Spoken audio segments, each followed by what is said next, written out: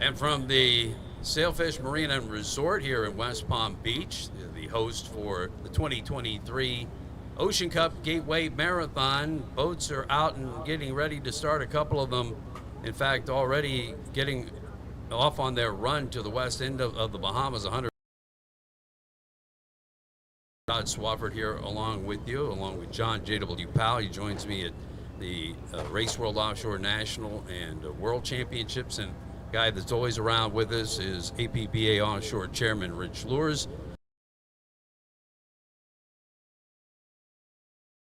Rich, where the backbone and way out the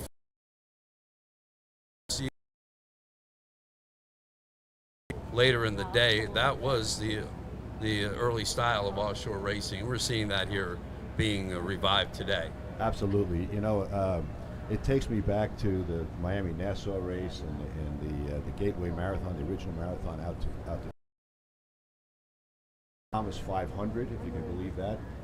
24 hours of racing, in some cases for the poor victims who weren't able to do it in under.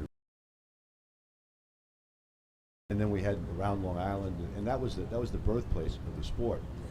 It has evolved now, obviously, to which is more spectator friendly, but it's also easier to control from a safety standpoint. This takes you back to where the men go out to sea, and basically they're on their own.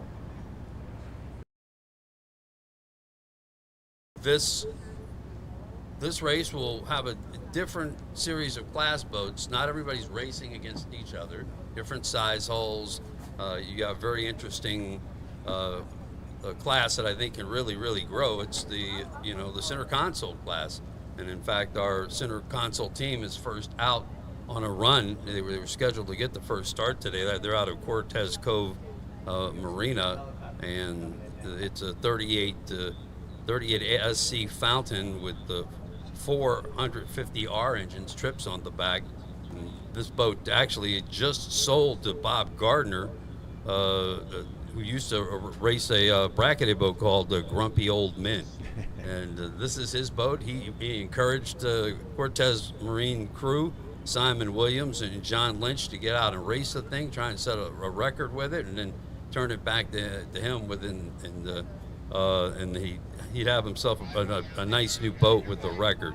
The great thing about that center console running in this particular race is that we can generate some excitement to get some of these other guys that right now might be poker run type guys to get out there and try and go do this. So today they'll establish the center console record for the Gateway Marathon, and then next year hopefully we'll get some more entries in it and they can go out there and beat that record that was set today.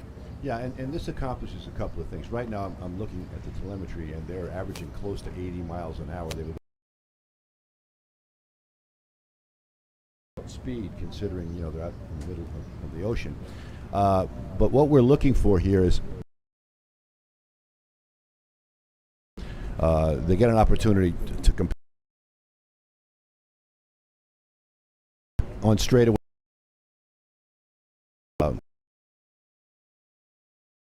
At this and speed capability of their products. It should become a manufacturer's class and a manufacturer's battle. And you would absolutely think that would be something that could really take off with so many different manufacturers out there, from MTI to Mystic to Nortec building these V bottoms. It's a huge market, and it's definitely the poker runs. A lot of these poker run boats still run long distance, the one to Key West in particular. So we're getting an air shot now out of the milling area, and you can see Nigel Hook's Lucas Oil boat getting ready to go out, and that is the father and daughter team in the Levy crap that is going to looks like they're going to be your next starter up. That's a 28 Levy crab with twin 400 Verados on the back, and the 32-foot Levy crab. Revelation Racing is the team, father-son team. Michael Drury and Crystal Drury out of Mississippi. Father-daughter. Yeah, they started racing when Crystal turned 16 in order to get her signed up for the APBA, and they raced in the circuit racing. And I really liked what Michael Drury had to say about that. He said, when you're racing with 10 other boats in the same and you're gunnel to gunnel, it's a little bit hair-raising and a little bit dangerous. He prefers this because he's at his own peril. He's out there and he's running really good right now. Looks like he's turning up close to 80 miles an hour. Mm-hmm. Yeah, and the boats are running what looks like the conditions are favorable, Rich, right now for them. Absolutely. I mean, it's for the ocean. Long swell, maybe two and a half. There's really no wave action. They're not going to get a lot of air. They will, as they get further out, they're going to encounter some Gulf Stream, and at that point, the conditions will change. Yeah, they're the chopper now peeling off to go back and get the next start, but the father-daughter team, and he told an interesting story that Crystal was the youngest of his 3 kids. He had 2 older boys, but they didn't really want to have anything to do with the racing, and they were just waiting to get her going. And at 16, she started jumping in the boat. But he enjoys the competition of racing out on the race course, but he actually enjoys the being out on the sea, man and daughter against the ocean. Yeah, and setting records, I think, is secondary. They're calling it a race, but Janet Wilson, who's the race promoter, or the event promoter, I should say, continually says this isn't really a race. This is about point-to-point record setting. And these boats are not racing against each other. I think there's maybe 2 in the same class, perhaps 3, who are each trying to set a record in that class, but they're not trying to beat each other per se. But there are some limitations on each one of these classes. The open cockpit versus the enclosed canopies. Mm-hmm. So there's different speed limits that they're allowed. So can you enlighten us on what those are? Yeah, for safety reasons, you don't want open cockpit boats going much over 90 to 100 miles an hour. And even that's pushing the envelope. The closed cockpit boats do not have a speed maximum. So we had a situation last year on the run to Freeport where an open cockpit 48-foot cigarette exceeded the speed and was penalized, I believe it was 5 minutes, or 1 minute, I'm sorry, from his time. But here we have the third boat, I guess, which is the Patriotic Duty. Yeah, the Patriotic, which is a beautiful, beautiful boat, by the way. Tony Adams, 47 Outer Limits with the Mercury 1350 racing engines. He's won at Huntington Beach. Super enthusiastic. Crew working very hard to get that boat up and going. And he's, with the open cockpit, sure he could probably go over 100, but he's limited in terms of his top speed here today with the open cockpit.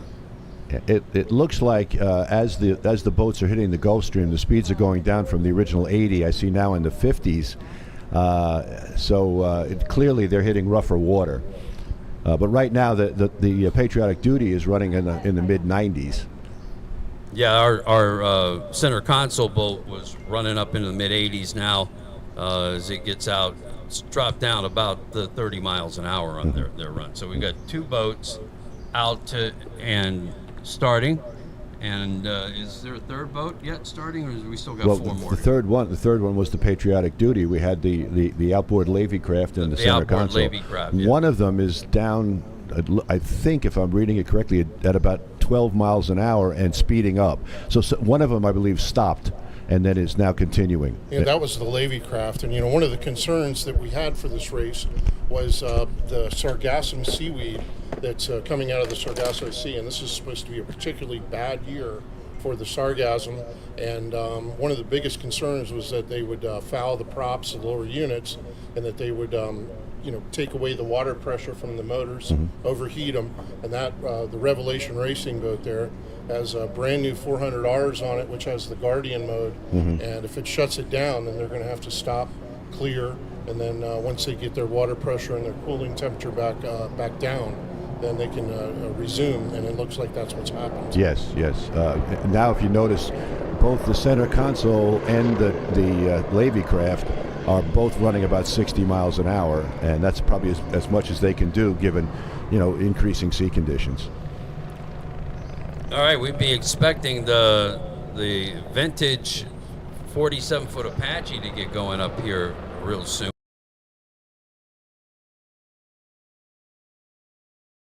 Ocean Cup 52 Mystic, and then just prior to that, the turbometric powered fountain with 3,200 horsepower, and those two boats will take up the rear of the show. But the Apache boat is a spectacular boat, so fun to get down and see it. When you get a look at it when the boat starts, it's an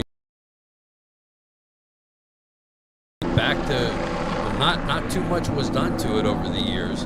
Didn't fall into a lot of different vintage boat buyers' hands, and Lauren Leibel had a real passion for it, and he has ended up with it back the second time.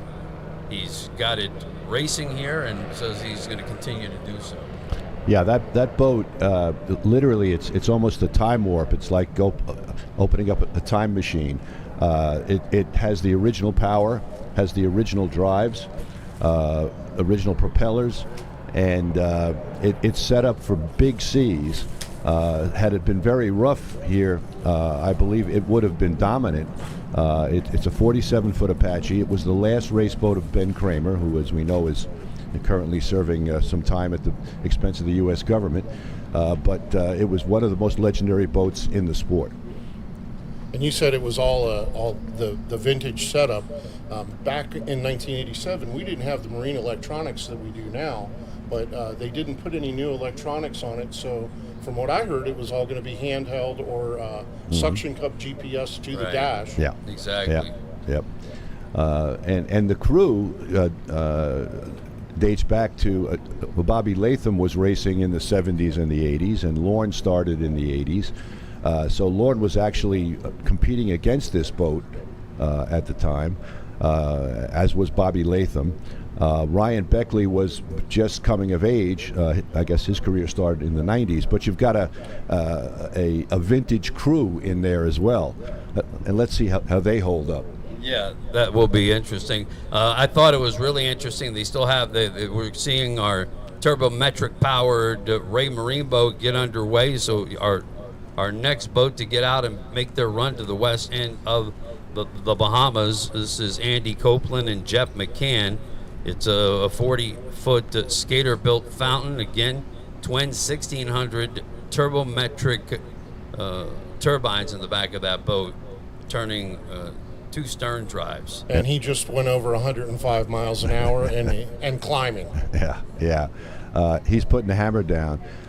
We've got our boats running in the 60s in the big seas.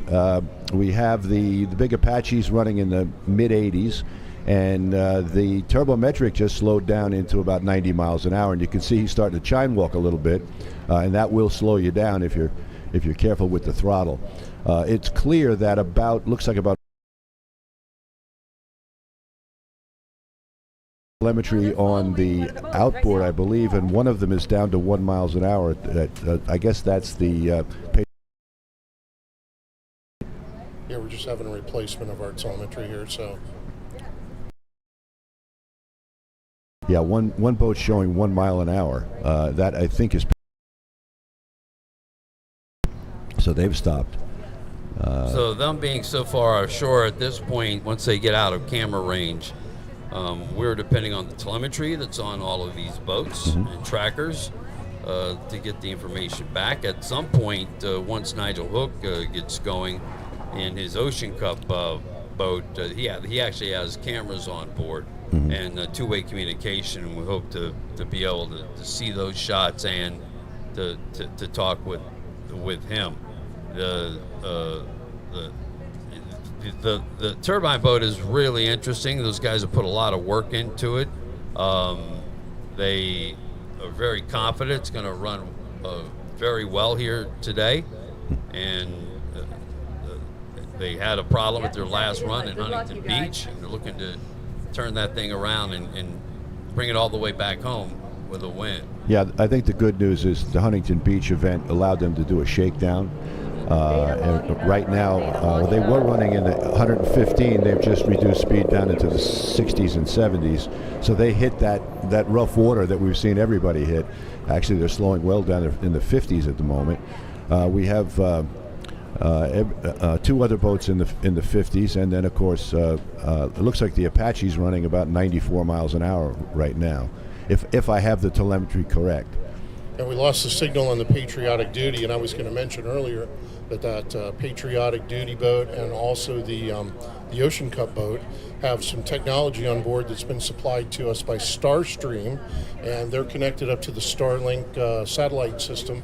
So they're going to have a live satellite feed with a camera facing forward and a camera facing backward, and we hope to get that on the live stream. And that's the kind of technology we wouldn't have dreamed of when these boats raced these distances back in the day. What you had then was you had a Danforth compass, which you hope survived the event, all right, and then the knowledge of the navigator. Generally, they would run two compasses, and occasionally one compass would wind up in their lap or overboard.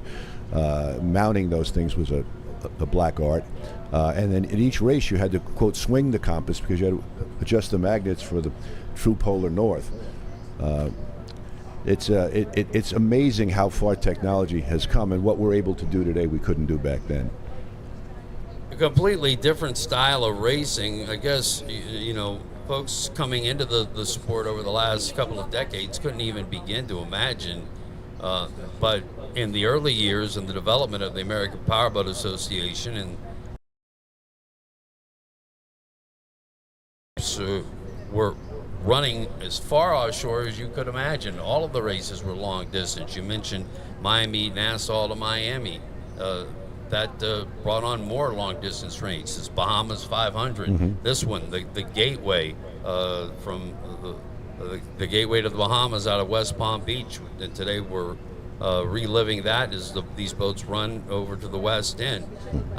In Key West, the World Championships for years were run all the way down to the Dry Tortugas, 75 miles an hour, back in some of the nastiest water that you could imagine. Yeah, the roughest race I was ever in was in Key West out to the Dry Tortugas, and there were broken boats everywhere. I bet we saw 6 sinking or damaged boats as we 5 miles. Very short, but the original long lap at Key West was almost 100 miles, which is equivalent to what they're doing today for this recreation. The longest race is that it got to the point where they were doing Miami to New York. There was actually an attempt at the Blue Ribbon Trophy to go across the Atlantic, U.S. to England. The European circuits, they ran around Italy.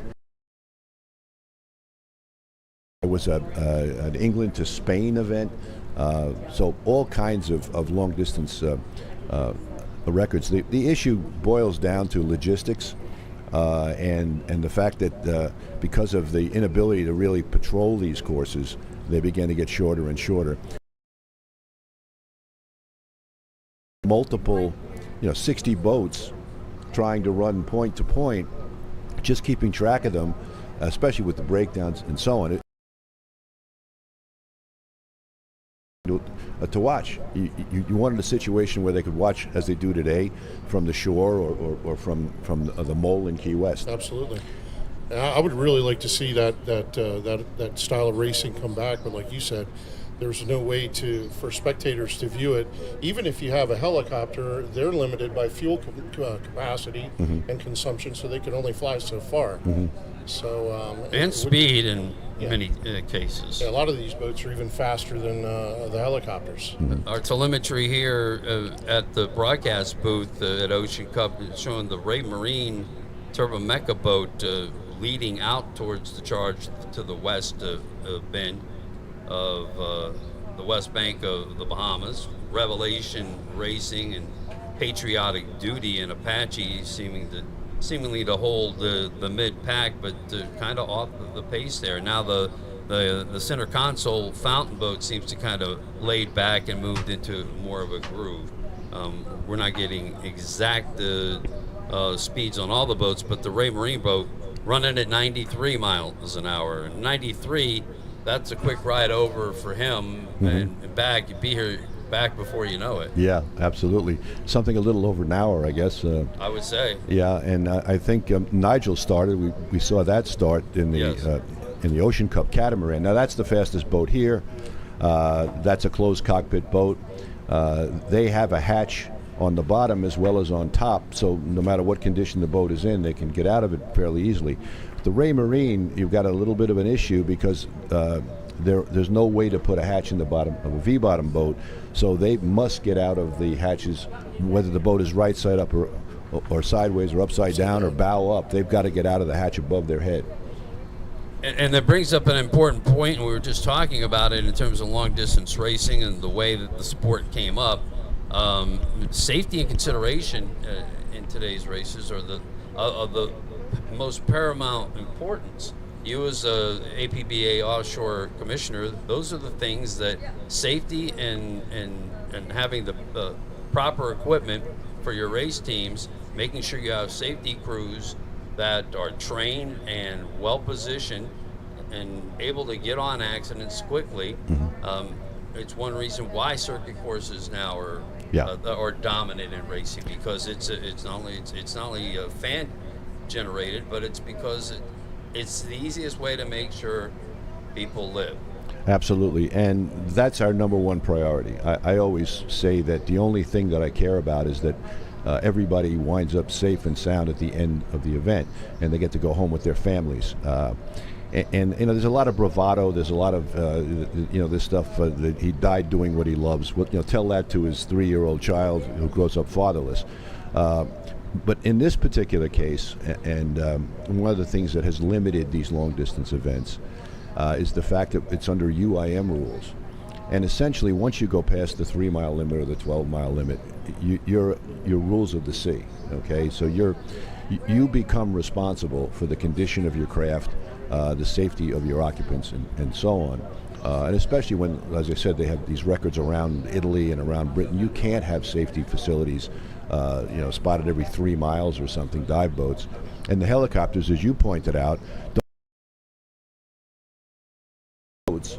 And then if they do drop a diver, they can't retract the diver. The only one that can pull somebody out of the sea is the Coast Guard. And the Coast Guard is not going to become the safety fleet for our events. So we have to be realistic with these things. And all of these participants in this event were told flat out, you're responsible for your safety in this particular record run. Right, so they're racing at their own peril. They're racing under international rules, the rules of the road while they're at sea. The safety requirements are a little bit different. The training for the crews are a little bit different than your typical circuit type of race. Can you tell us what those differences are? Well, I mean, the equipment on board, the safety equipment, is different. You have to have, a life raft. You have to have survival equipment, an EPIRB, so that an EPIRB being an electronic device that sends out a beacon so you can be located at sea. On a 5-mile course off Cocoa Beach, as we had 2 weeks ago, if anything happened, 1,000 people see you and know exactly Absolutely. where you are, if not more. So it's a very, very different set of circumstances. Plus, we have a helicopter overhead, and we have rescue boats every mile or less, okay, around the course, with divers, and the divers are EMTs, and they're equipped to rescue you, and they're used to rescuing race drivers under racing circumstances. Here, there is no such safety net around you, and it's a concern. As I said, this is under UIM, which is the world sanctioning body. Sanctioning it. The APBA, as the representative of the UIM, is of course involved in this, but the main part of this course is in international waters, and therefore is under the UIM oversight, and they require only that the occupants and the participants are responsible for themselves.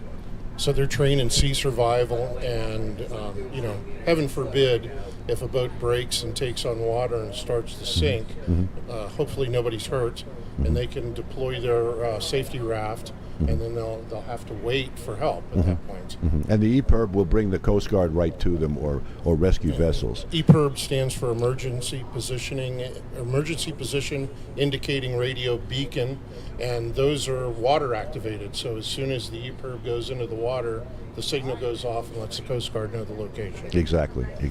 And So, as we're looking at our live telemetry, it seems that the Ocean Cup boat, the 52 Mystic, with the Nigel Hook on board, is catching up to the Ray Marine as they're approaching probably a little past the halfway mark towards the west end of the Bahamas. Now, Ocean Cup running at 82, 83 miles an hour. And let's go back to those Miami-Nassau, Miami days, the Gateway Marathon here in West Palm Beach over to the West End.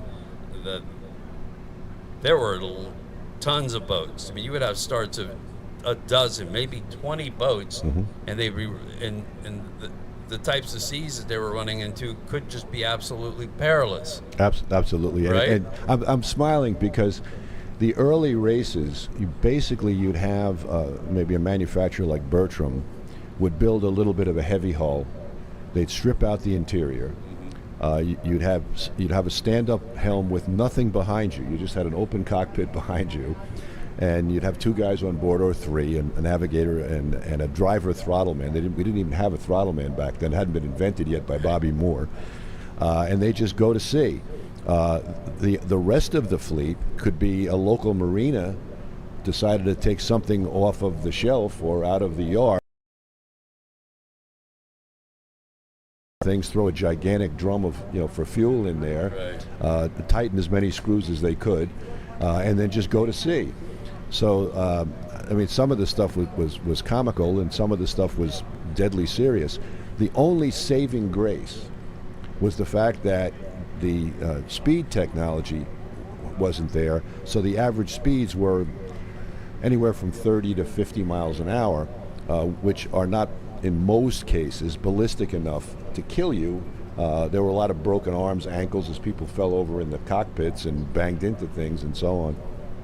And there's a classic story of Mike Gordon, who owned a restaurant in Miami, was strapped in by Alan Brown. He wasn't very strong, so they put him in the back of the boat with a harness, a four-way harness, so that he could stand up and hold on to these straps, and they went out to both sides of the cockpit. And as they're going along, Brownie turns around and realizes that he had flipped over, and he was just bouncing up and down on the harness and banging his head. So they pulled into Isla Morada, and they threw him up on a dock and told somebody to call an ambulance. He wasn't in very good shape. And then they were pulling back out, and meanwhile the co-driver's reading the rule book, and it says that you must finish with the crew you start with. So they turned around, picked him back up, tied him up in the back of the cockpit, and took him to Key West. That night at the award ceremony, he hobbled in on crutches, and he made one speech which said, "You guys are all effing crazy," and that was the end of his racing career. What's interesting to note is that the offshore powerboat racing scene in those days really evolved, and it evolved with technology that started coming to the marketplace. Sea Ray Hunt's 24-degree dead rise deep V that Richard hired Hunt to come design those boats, and next thing you know,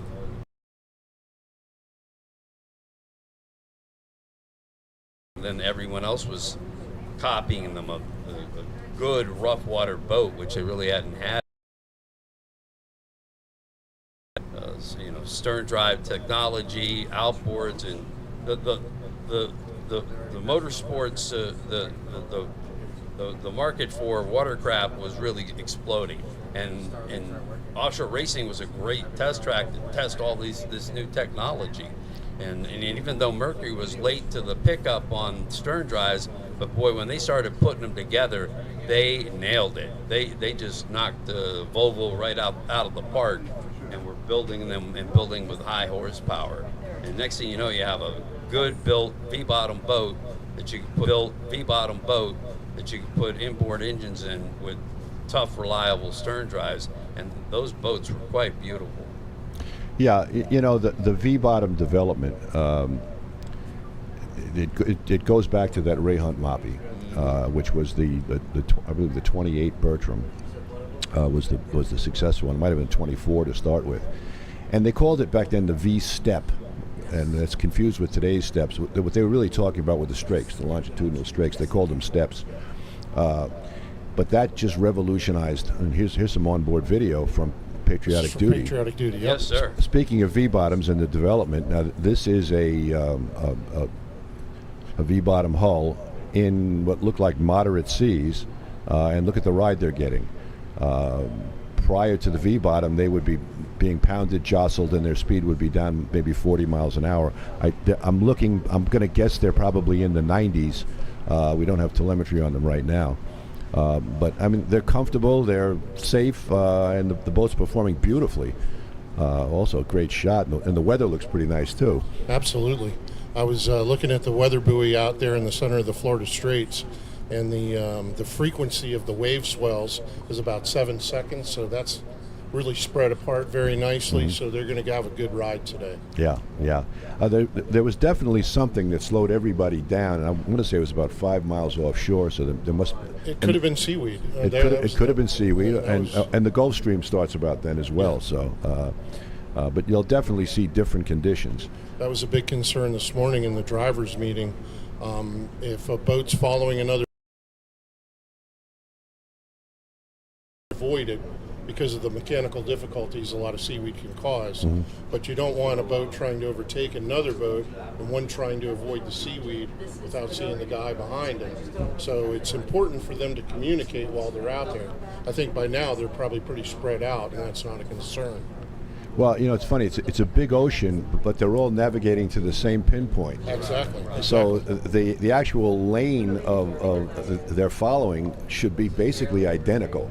And that was a very good point this morning, that if you are going to overtake somebody, give them a little bit of a radio warning. Heads up, yep. Yeah, heads up that, you know, I'm on your port side, your starboard side, and I'm coming up, you know, with a 20-mile-an-hour closing speed.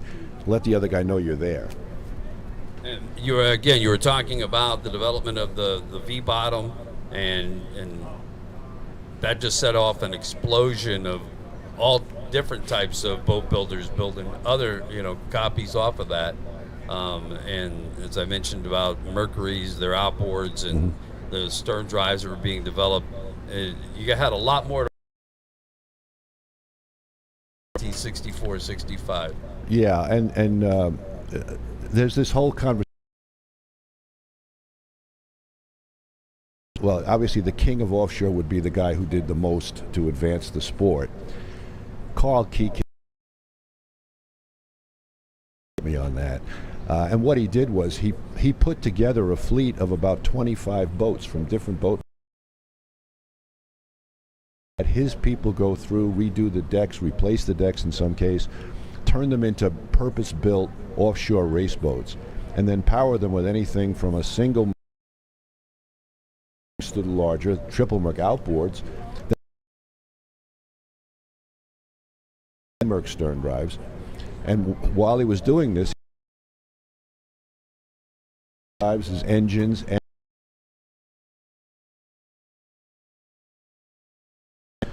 so when you throw that all into one kettle, that one man's vision is what led to the sport we know today. They made sturdier stern drives. They learned how to rig boats, how to do the plumbing, how to do everything that failed. They came back with a solution. Mercury racing fleet made up about half the fleet, and set the standards that. LIVESTREAM, they are the lead boats are approaching the 79th meridian, heading Gateway Marathon, Palm Beach to West End, Bahamas, and back.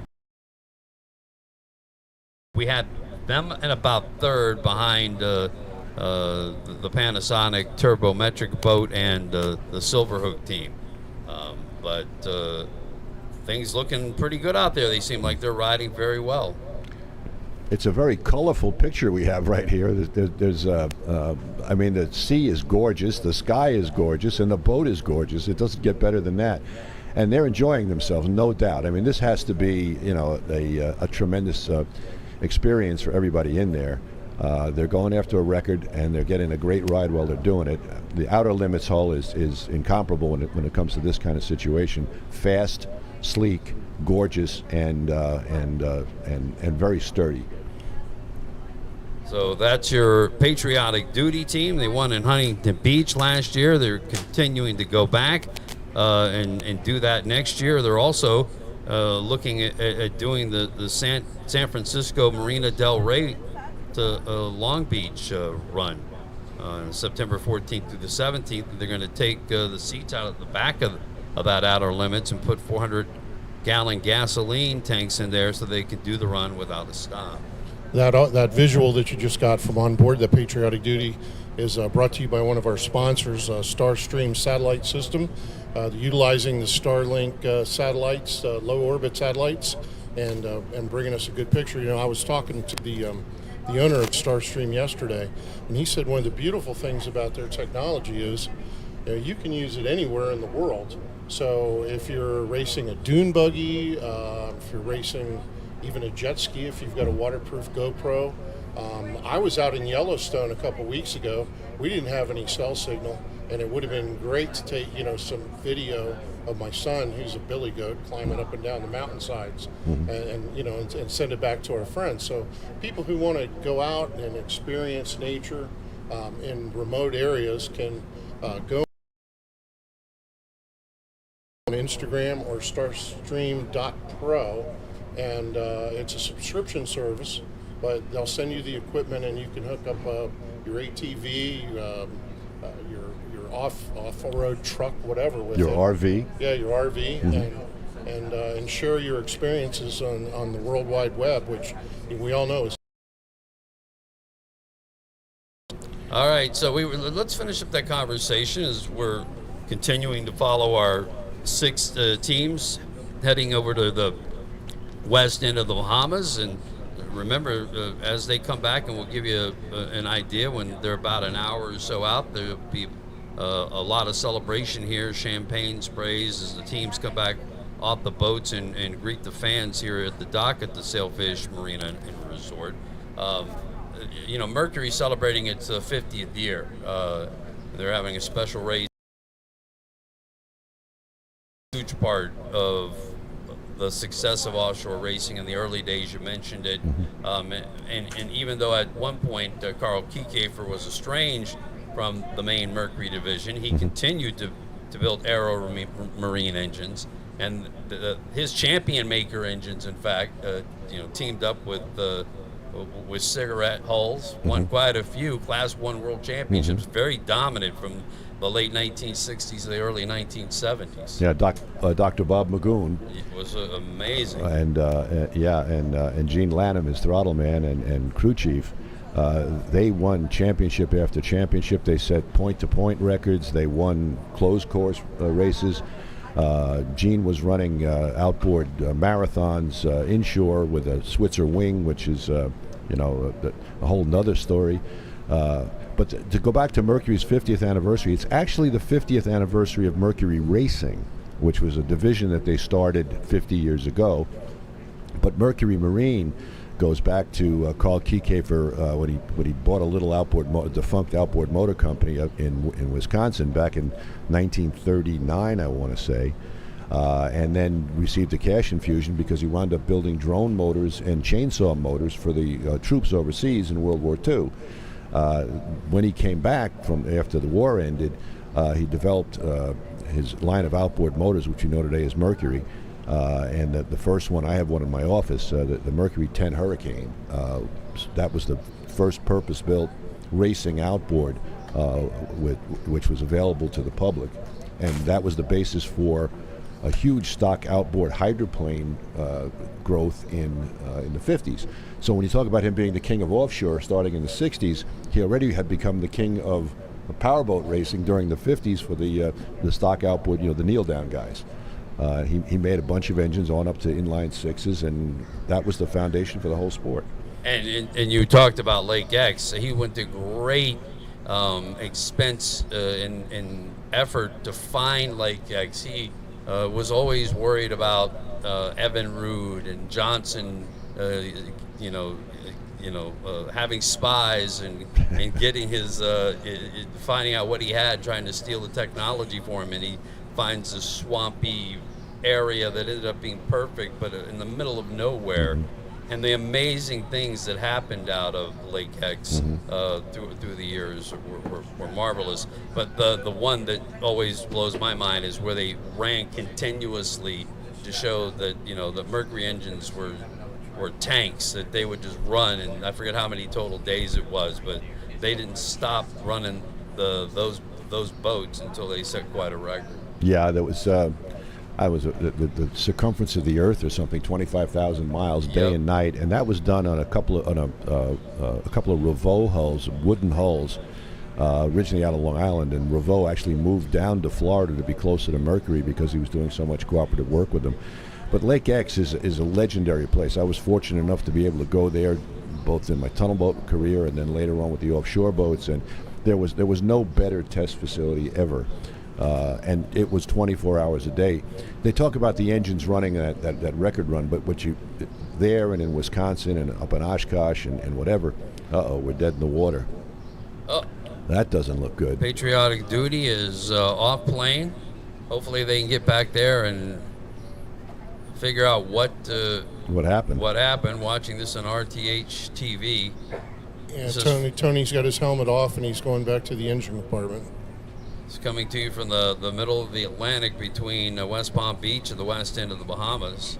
We still have the Ocean Cup boat, the 52 Mystic, with Nigel Hook and his team leading their way to the 79th meridian, with the Ray Marine Turbo Mecha boat, Andy Copeland and Jeff McCann just right on their stern. I'd like to mention that when they do reach that 79th meridian, there's a checkpoint boat out there at a predetermined GPS location, and that is Jamie Rose driving that boat. He's one of our sponsors and promoters in the Bahamas. I think Rich has met him, but he's out there in a big, beautiful blue catamaran. It's got a lot of flags on it, and that's their point to visualize and make the turnaround. So just want to give a shout out to Jamie and Bahamas for doing a heck of a job for the Ocean Cup. Yeah, we'll get back talk more about Lake X and stuff, but this is, in offshore racing, from this era, 1964 to 1969 is when the Gateway ran here out of West Palm Beach. You had a riding mechanic in your boat, and it was not unusual for something to bust loose, and you had to get somebody in the back and who knows 5-foot seas and try and get the thing fixed. So it was it was more than just a driver, throttle man, navigator. You had to have a whole you had a group of people that can do more than one job. Yeah, and any of you that are relating this to a car, if you've got a high performance car, what you're looking is three guys under the hood. All right, whatever they're diagnosing, whether it's a fuel problem or electric problem. I think the good news here is that that's a twin engine boat. But clearly one of the motors has they don't look like they're repairing it rapidly. I'm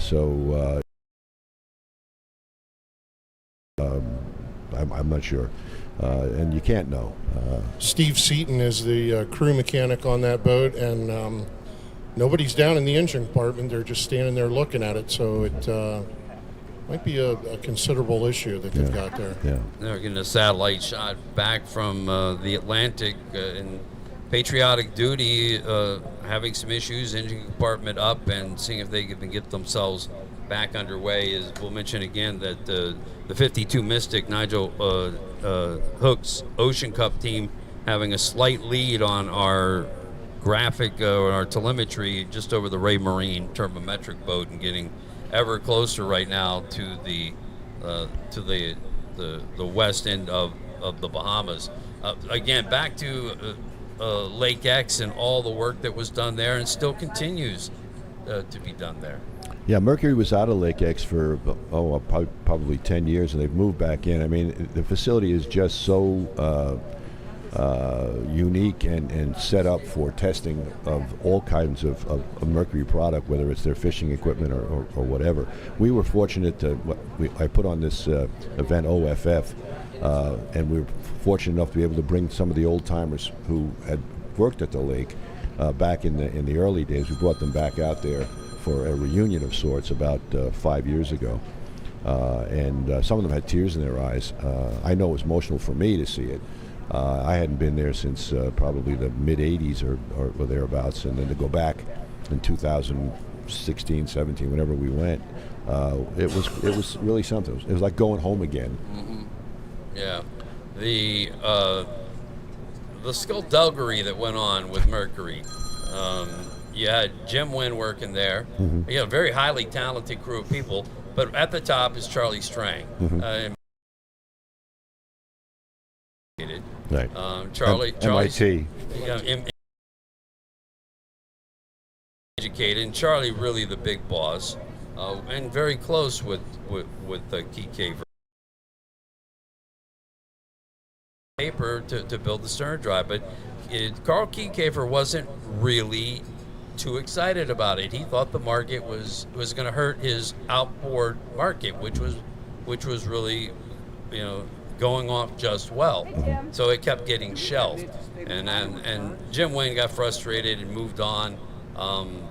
Strang pretty much kind of slipped those plans over to Wynn, let him to see if he can get them out into the marketplace. We're looking again at the patriotic duty. They still are not underway and trying to work through a current problem that has slowed them down. The funny thing is that when it gets it to Volvo and they bring it to the market, stern drive unit, it was after that Strang was able to get the Carl to buy in and now know that they had to compete against it. But when Mercury brought it to the marketplace, they brought it in higher horsepower stern drives in bigger fashion, and before you know it, they were selling way more stern drives than anybody else. They did it better. It took them a longer time to get it out, and while there was some confusion about who actually designed and developed it, in the end, Mercury won. Absolutely, and their biggest rival, OMC, Evinrude Johnson, and back then Gale, were never able to catch up in that market, and they went off.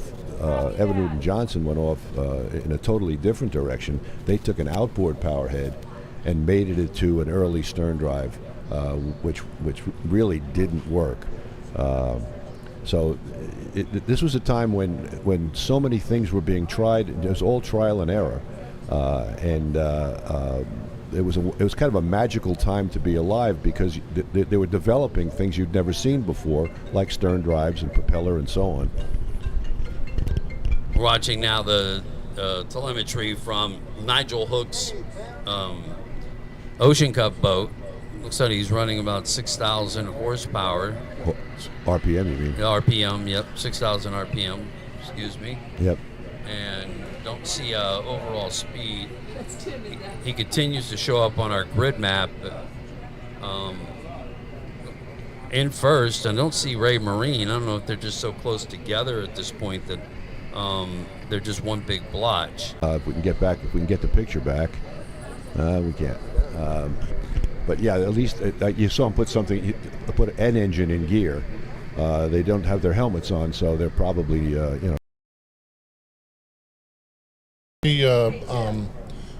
one of the crew members there holding that walkie-talkie that's been provided by one of our other sponsors, S&D Land and Mobile, and it's a satellite walkie-talkie. So no matter where they are in the world, if they needed help, all they have to do is open that thing up, turn it on, and transmit for help. So I think that they're just probably, looks like you said they're underway, but they're just informing everybody of what their situation is right now. Yeah, and they've got a long run back at a very low speed because they're probably 40 miles offshore at the moment. So I would imagine, yes, no doubt. interesting little sidebar. Each of the crew members were required to carry their passports in case they had to go to the Bahamas, Right. if they were closer to the Bahamas and in distress.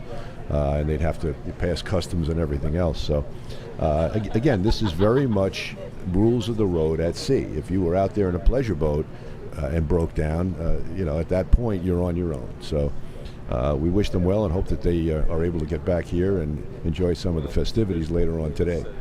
Well, we have some speeds coming now. I think once they get close enough to Freeport, they're able to get close enough to Freeport. They're able to get cell service, and this appears to be 26 miles an hour heading over to the and a couple other boats here. Where are colors at that match this? So you get technology. So again, the Ocean Cup boat, 52 Mystic, Nigel Hook's crew, looking like they're going to get to the halfway point first before they head back. Still lots happening as we look into the vessel, the patriotic duty. They've had a lot of success in Ocean Cup around Huntington Beach, and today it's kind of a scramble for them. They're trying to find out what's going on. They are underway, and whether they'll get that thing fixed.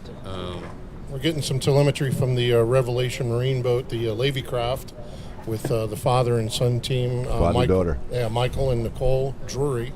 And looks like they're still doing really well for that boat, 54, 55 miles per hour. Mm-hmm. And we got their telemetry back, so they must be within range of the Bahamas. So they're running good. They were one of the first starters. Mm-hmm.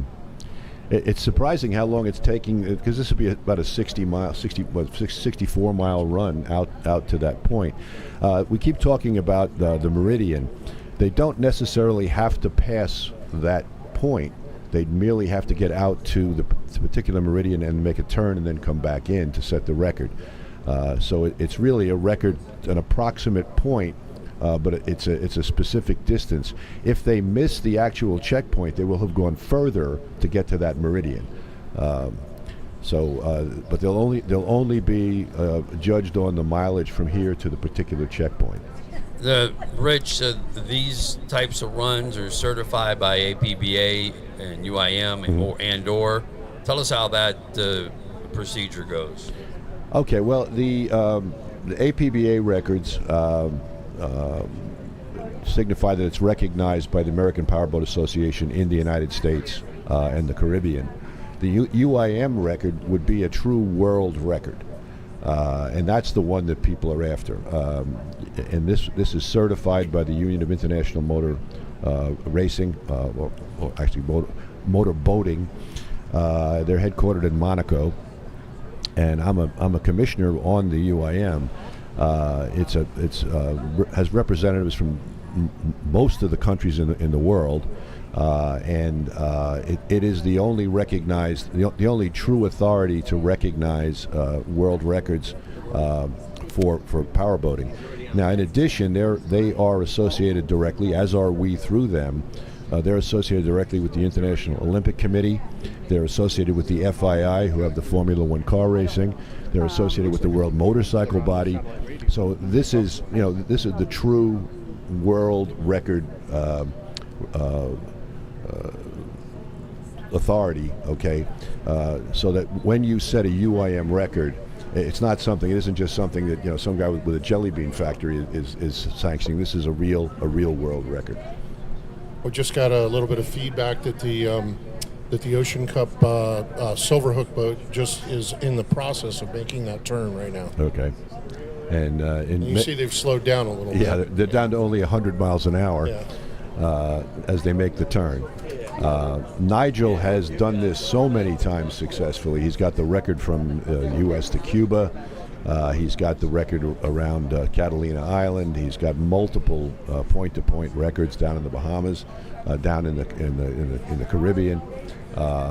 He is the point-to-point record guy now, and has been doing it for 40 years, either racing or setting records. So the probability is that they won't have any issues, and I don't want to jinx them.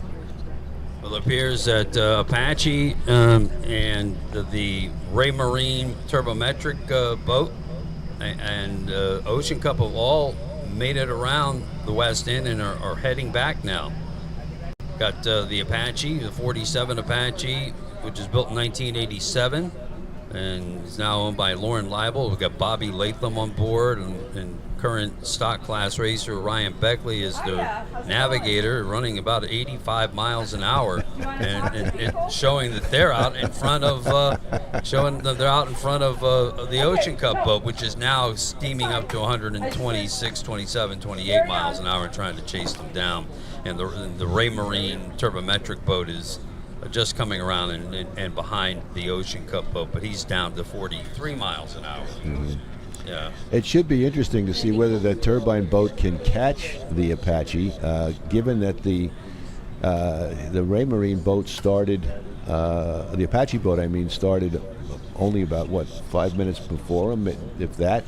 Exactly. So that Apache is given, that old school Apache with 1986 rigging and engines and drives and power, is in calm water, which is not its forte. No, not at all. Is doing a very fine job out there with three old men on board.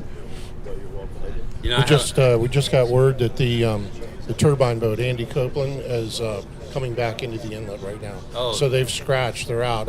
Evidently, we've got a little bit of mislabeling problem on our telemetry here. Okay. Oh. Yep, because we see the Ray Marine boat out over at That must be the outboard. The maybe the Fountain outboard. Yeah. the little Levy craft. Well, it looks like right now that they're down in the water. They're Okay. 1.1 miles per hour. Okay, So so what boat are we? I believe following? that's the Fountain Center console that we're looking at. It's labeled So, as Ray Marine. yeah, 72, 73 miles per hour. which would be kind of where they said they would be about 65, 70. Mm-hmm. Yeah. So, well, we know one thing right now. Team Apache, the old vintage boat, has a head of steam up, and but he's got the big 52-foot Mystic Cat chasing him down on the way back to finish up this two-way run, 128 miles from West Palm Beach to the West End and back. So I think Ocean Cup, Nigel's boat should be coming back around the Apache at some point. Anyway, back to this Apache boat. I had a long conversation with Lauren Leibel about it last night, and it really struck me, guys. I just wanted a little history from him about the boat and what fascinated him about it to buy it twice. And what it ended up was he just talked for 30 minutes, and it just poured out of him. It was something from his early days of racing. He had gotten a chance to go out on a demo ride with Ben Kramer and Bob Cicente, and he said that he had never seen anybody throttle a boat but like Cicente had. And it was a rough day, and he was just jumping up on top of 4 to 5 footers, and that 41 Apache that they had that won the world championship in Key West in 1984, that was a bad boat. And that was a boat that really set the foundation for this next big one to be built. And Lauren just felt that this one was, that the team at Apache hit this one out of the park, and always wanted it. Yeah, those in those days, and it's funny you mentioned Bob Cicente. There's some famous video footage from our archives, which I get to see on YouTube and Facebook, and every day it seems to play. And it's the original 41 Apache, and basically it's sitting 10 miles ahead of the rest of an entire fleet, and we're zooming in on it from the helicopter. I did it live to tape from the helicopter, and I made the statement, the magic throttle arm of Bob Cicente, and that was, it just came out of my head, but basically that describes his throttling ability. He just was the guy in the right boat at the right time. The 41 Apache was revolutionary. It was just perfectly balanced. It was a combination of hull length and balance and design and power back then. And then to come back with the 47, which was triple engined and all powerful and so on. So, and when you put Bobby in there, it's the perfect combination. There have been other great throttlemen, and I'm not saying Bobby was the best of all time. I think Bill Soroy was certainly up there. But just that combination, it was almost like the right musician with the right instrument. You know, Bobby was a virtuoso on the throttles of an Apache. Yeah, watch it. A little bit better speed, but still have the compartment. Cicente also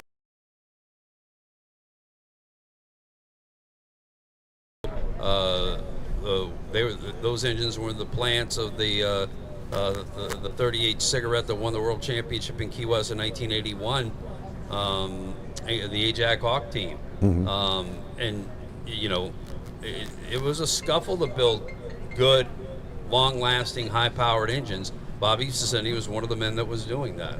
Yeah, Bobby was behind an awful lot of the development work, especially on the hull side and getting the right power plants, and basically not being dependent. That was when alternatives to Mercury racing were being developed. Keith Eichert, who was an ex-Mercury Mercury race engine development engineer, broke away and formed first the Hawk. And then he moved on to KS&W, Keith, Sal, and Willie with the Seahawk guys, the cocaine cowboys, if you will. Right. And then in later years, Eichert engines, and Bobby, to his credit, he was always looking for better and newer and improvements. And he had a lot of foresight. And you know, I know Bobby very well, and he came out of the mean streets of Brooklyn, literally, okay, with family ties. I'm not going to go too far with this, but basically he came out of the mean streets. And probably growing up and going to jail, or get connected with Don Aronow, who had moved from that environment down to South Florida, and he went down to sweep the floors, but he loved boats. He loved speed. From what would have been, you know, probably a. It's amazing when you talk to him. Experience and his life experiences and his character are unparalleled, and he's a big part of the Apache story. Yeah, you talked about the Keith Eichert engine. Boat are the original Keith Eichert engines. Just some minor modifications made to them, taken up to Mike D'Annabelle at Sterling to rebuild them. The rest of the boat, no other holes driven thing, looks just like, still got the Kramer Cicente name on it, you know. It's a relic, it's a vintage piece. Yep, and then Mark McManus's name is on the side as well, okay, and Mark was working in the glass shop there at Apache, and then he's gone on now, he now sells the Apache boats, but the history of that brand, that Apache brand, which goes back to actually a race boat, which was a Don Aronow squadron boat that Bobby rigged, and the owner asked for a unique name, and Bobby came up with Apache and that famous logo on the side of what was a squadron boat at the time, and then the brand was born there. And actually, there were two different Apache companies. There was Ben Kramer's, which I think was 41 feet and above, or 39 feet and above, and Bobby had under 39 feet. And it's great to see the resurrection of the brand, and now they're selling those boats again, and they're one of our sponsors. And this whole event that's taking place here at Sailfish Marina and Resort couldn't be possible without our great sponsors. Of course, we got Apache Powerboats. There's a group called Ride TV, RYD TV. We've been spending a lot of time with them over the last couple days. They're going to do a documentary on this whole Ocean Cup Gateway Marathon, which will be out and available to stream, I'm sure, in a few weeks. We mentioned Starstream with satellite technology, bringing us the telemetry and the pictures back from the boats. We also have Go GPS. S&D Land and Mobile, which I mentioned, brought us the emergency equipment, the ability to have a satellite walkie-talkie on board in case of an emergency. RTH TV, they're doing our production, so the magic of this live stream is coming from RTH TV. Fountain Powerboats is one of our sponsors, and we've got many more. Of course, Towboat US, who is here locally and available, within the proximity of the West Palm Beach. And of course, we need food. We need fuel for our team. So we've got Jersey Mike's, and they're going to be bringing us some sandwiches. And of course, thanks to all point of the inlet, and that's our official start-finish line. We've had trolleys going back and forth from the location here at Sailfish. At Sailfish over to the Marriott out on the point so they can see the start finish, and you're just a great bunch of sponsors, and we couldn't have done it without them. Yeah, and as you look around here, the Sailfish Marina facility, unbelievable. Oh, it's just first class plus. Okay, the hospitality's been amazing. The facilities, it's spacious, it's welcoming. They have a magnificent bar and restaurant, and I was watching the other night. It transitions from being your typical marina in the daytime with a lot of daytime activities and fishing boats coming and going, and then at night the bar and nightclub becomes like the hot spot of this area. And of course we're in the Palm Beach area. So you have some pretty heavy hitters showing up here partying. But it's family friendly too. It is. Because you see these boats come in and people bringing their kids. There's a group of kids playing touch football just right outside of our broadcast area here. You see kids fishing off the docks and having a good time, and it's just a family friendly place. And behind us is Peanut Island. So they'll run ferries over there, and there's a park over there, a beach. Right out in the middle of the harbor here. We were talking to the fire chief yesterday, and that's the convergence of about 5 different communities: Palm Beach, West Palm Beach, Riviera Beach, and so on. So he's talking about how we integrate because of the rescue requirements near shore. We've had such cooperation from all of the local police and fire departments, and they've had to coordinate with each other because of these different boundaries and so on. So we thank them that they've just been outstanding and eager to help in any way they could. Yeah, whenever we have one of these events, whether it's this long-distance point-to-point race or it's one of our circuit course races, we have to give big kudos to all the law enforcement agencies, Sheriff's Department, Coast Guard, Police Department. They're all supplying personnel, equipment to assist in any way that they can. Events, and I'm involved with so many of them around the country. Without both the local law enforcement, the EMTs, the first responders, and the volunteers, the people that just from the pure love of the sport dig in, roll up their sleeves, and help out, setting buoys, setting up parking areas, manning entrance areas, checking for wristbands, and so on. We'd be nothing.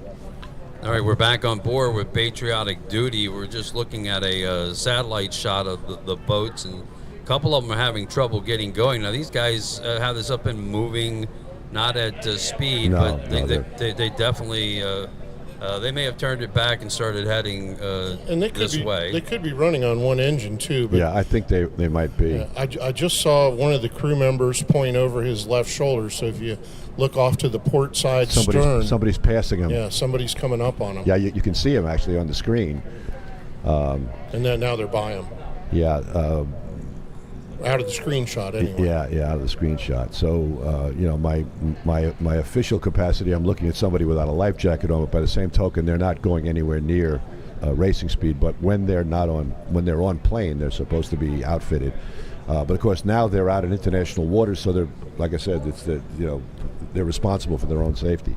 Yeah, from our satellite shot, we're not getting a speed back on the Ocean Cup boat and the Apache boat, although our tracker is showing them moving, continuing to be the two of the lead boats.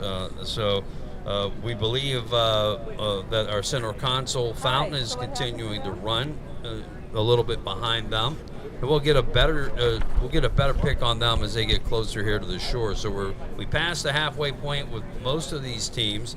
A couple of them having trouble, like Patriotic Duty. Okay. Could you request it them to appears put right on their now the life Revelation jackets? Marine team is down on speed, maybe trying to get some of that sargassum weed out of their lower units. Yeah, they evidently had some struggles a little bit early on, but they've just made the turn there at the west end turn checkpoint, and looks like they're back up to about 70 miles an hour.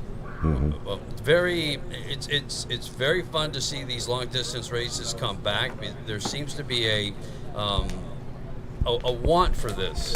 Rich, I know you hear it. I hear it all the time.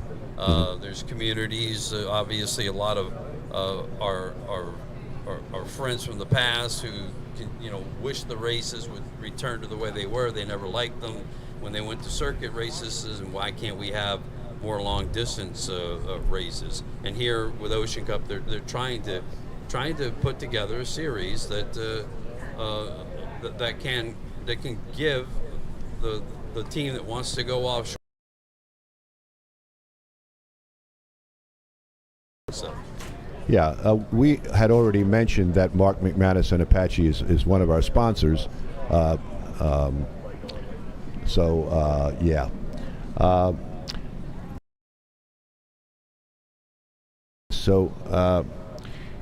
The challenge has been, and the dialogue has been, that there's a bunch of people, keyboard cowboys, who harken back to the days of big water offshore racing. Right. Okay. So, and they claim it should be this, and it should be that, and it should be the other thing. Okay.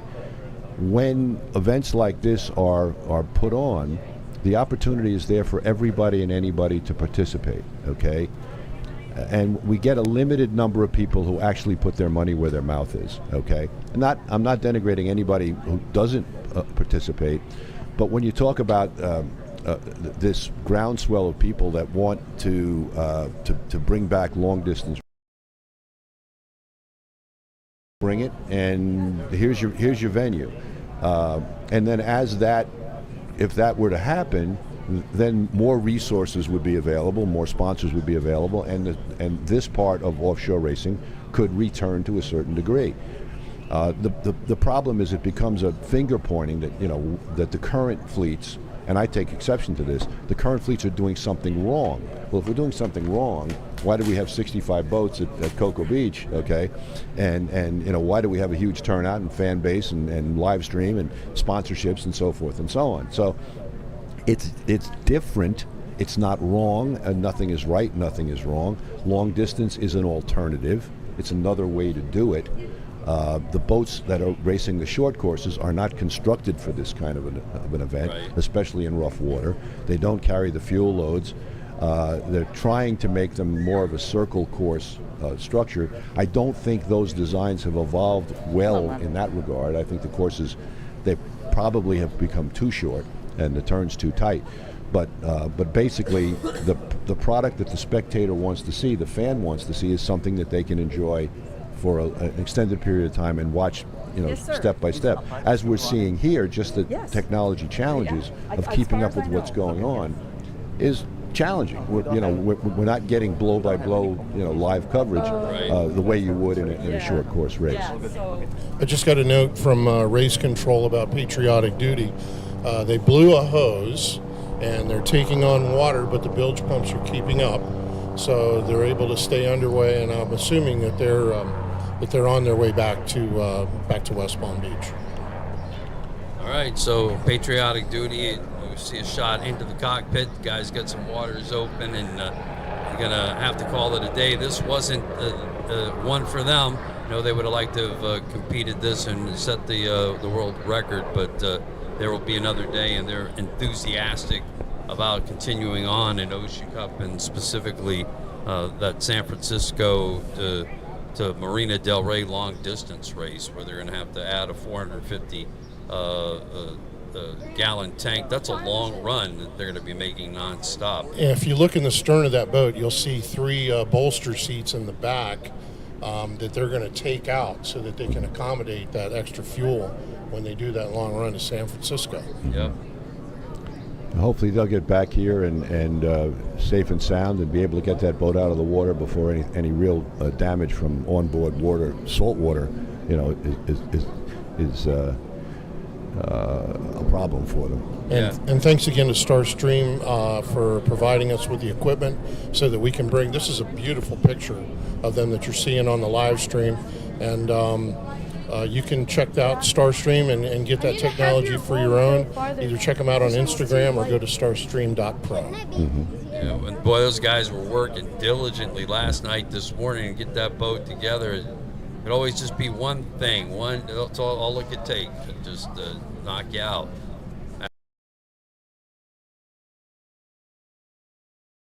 There's always something 5 minutes before the event that Attrition, though. Yeah. I mean, we're talking about some of these old races, like in the 60s, 64, 65, you had 20, 25 boats starting and only 7 finishing. Yeah. You know, so it's always been a sport of attrition. Yeah. And it's always been a very dangerous sport, too. You were talking about broken arms, broken legs. I remember back in the 80s when Fabio Bucci came over with his aluminum couve hulls, and they were racing in Key West, and he broke his nose on the console, or the forward console, in one of those races. So it is very dangerous, and even with all of today's safety improvements with the canopy boats, it still can be very dangerous. So these guys are out there at their own peril. Okay, you've made Fabio spin in his grave, because Fabio was not involved with couve. He was the Bootsy hulls. Oh, okay. I'm sorry. I thought and knowing Fabio, I'm sure that he's reacting somewhere. But yeah, I mean, and going back further in the classic story, the Around Long Island Marathon, which basically all you had to do was keep the island to your right. Freeport, Long Island, a local dealer, they broke down between Orient Point and Montauk Point. And they couldn't find them. They were 3 days later. They were just like drifting into Block Island, which is some ways out there, when they were found by the search people. And back then we had to carry, they said, it was 3 days worth of provisions. So it was funny. The rules allowed you to have candy bars and water, and that would be 3 days worth of provisions. Well, I don't know about you, but if I had to spend 3 days eating Hershey bars, but yeah, we would go out with a bag, and it would be enough, I'd have energy bars or a couple of sandwiches or whatever, but you basically had to show that you had 3 days worth of something to keep you alive. Because being lost at sea was a reality back then, and of course they didn't have the GPS, they didn't have anything but compasses. The EPIRBs didn't come in, I think, until the 70s. Right. So in the 60s, you went out there and you were on your own. And some of these boats were planked wood. So if you broke a plank, you sunk now. Yep. It's quite honestly, looking back and reading through the history, it's amazing that people didn't get lost at sea. I mean, people got hurt, and hurt real bad. Some of these races were into the night. Oh yeah. Easy to get knocked overboard and try and find the competitor. The classic picture of Odell Lewis coming into the finish line, or the finish harbor at the Bahamas 500. It was pitch black. He had finished just as the sun went down, but he was first. Everybody else was still out there racing. So nighttime racing, you had to have headlights or spotlights on the boat. And Lord knows what you could hit out there between sargasso, seaweed like we have today, but you could have driftwood or anything. And the lighting technology was such that you probably couldn't see it. Talking about the long distance races that set up the APBA series, even the UIM series, in the 60s and the 70s. The gem of them all was Miami, Nassau, Miami, and the Sir Mac race in Britain, and he used that race as the prototype for what they would do over there, and they ended up making a race called Torquay Cows, and that race is still running today, and it is a massively long race, about 178 miles in the open waters in the English Channel there, and today continues to be a popular race.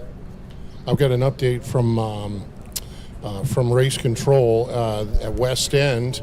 The first boat to make it out there was the Apache boat. Was it? Yeah, the Apache boat was the first to make it out there. A Nigel Hook in the Ocean Cup Silver Hook was their second.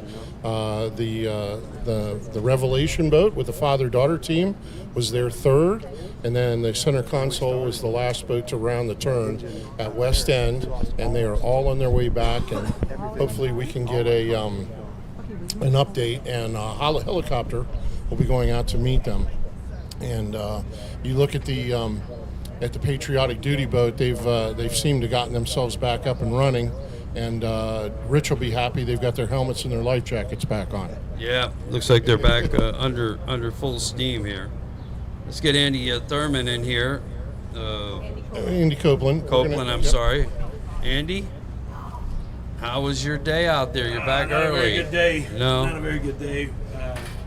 We missed a start on an engine when the helicopter was on its way back in, and missed the start, and so I powered down, around, didn't you? I powered down the second engine, started the first engine again, and everything was going good. Started the going, and all of our systems went out. We lost every electronic we had. I had no ability to see oil pressure, fuel pressure, RPM. We didn't even know which direction we were headed in. Other than we had one screen that would keep coming up, and we could see we were parallel to the line, and we were going to make it across parallel, and then we lost oil pressure on the. Got out and verified there was oil in the engine, and so we started going back again, and so we ended up shutting it off and turning around and just coming back on one engine. So. And how far do you estimate that you got before you had to come back? Maybe halfway. Oh, well. I saw you leave, and you were over 120. Yeah, I mean, we had a good keep because we didn't have any of our navigational screens up anymore. The environment, you know. We're old school for a second. Yeah, we were going to be. I needed to break out my compass. Line of sight. To make sure we were going the right way. But I mean, it's a frustrating day. We ran 400 miles the week before testing both engines, and not without an issue. And then come out here right in the start, we just throw an issue right into the. Loss of electrical power had anything to do with the engine failure? I don't know. We had an issue yesterday. Somebody walked across the engine hatch, and they stood on the starters where the contacts hit for the starters, and so it seems like it may be a ground issue where all that electronics is actually into that. It could be where we need to start at. You mentioned you ran 400 miles in testing. What kind of preparation do you have to do after you've run that boat 400 miles to get it ready to come and run this race? Really, it's an oil change, or what is it? We do. I mean, we definitely do an oil change. We service the crash boxes, service the drives. go through everything again, touch every bolt, every screw, every nut. And then somebody steps on it. And then somebody walks across the engine hood, it's really unfortunate that something like that happens, but it's kind of is what it is. But it's kind of surprising. It seems so where it drops off and becomes rough. You see Nigel, and it seems like it's not coming in any one direction. Nope, we're talking with Andy Copeland, and we are watching now on the screen from the chopper. That's the 52 Mystic Ocean Cup. Is getting a little bit of air, but staying pretty much solid to the water, stuck to the water, and run. Major stuff. We did. But we weren't worried about the seaweed. We don't pick up any seawater. And if we were on top of the seaweed anyway with the surface drives, it wasn't going to really be an issue. We didn't try to run over it, but we didn't really try to avoid it either. We just kind of kept our path, and really we were constantly checking back and slowing down so he could check the screen that would flash our position every once in a while. Got another angle here, getting a good chance to wash it. And you said that Apache made it to the Meridian first. Is that what the word was? But they were tight on their rear end, was the boat that you're seeing now on the screen. So he looks like he already went around them, according to my telemetry here. So. Yeah, he's going to be the first one back. The chopper came back after the start and was waiting at the fuel station at Palm Beach Airport to get a relay from the race control that the first boat was back within range. So hopefully the helicopter can fly long enough to pick up the other 3 boats that we expect to see back in here pretty soon. All right. Well, Andy, what's next for you guys? What's your next trick out of the water? Well, we actually have 4 new engines sitting in New York. They're being transferred to Oklahoma City this week. So we'll go back, put some new engines in, and go back to testing. I mean, we got to get back with Ray Marine and see what our electronic failure that's happening is. It's unfortunate that it happens, but it is what it is. You just at least we're here to live another day and race again. Yeah, just to give people some perspective, I mean, you're the only turbine boat running here, and I know what a turbine engine is, but for the average person, what other types of applications would the type of engine that you're using in your boat have? Is it a helicopter engine? Is it It's strictly a helicopter engine. It was used in the Super Freelon helicopter and the Puma helicopter. So it's a good engine for the boat environment because it already has a reduction gear built in, like the T53, and they make a lot of good power, 1,600 horsepower. And we were talking yesterday. I know that years ago, when another boat that was a green boat running turbos came to Key West, and Todd and I were doing the race, they were having. That boat eventually caught fire, I think, because of that same problem. Right. But you said that wasn't an issue for you because you got a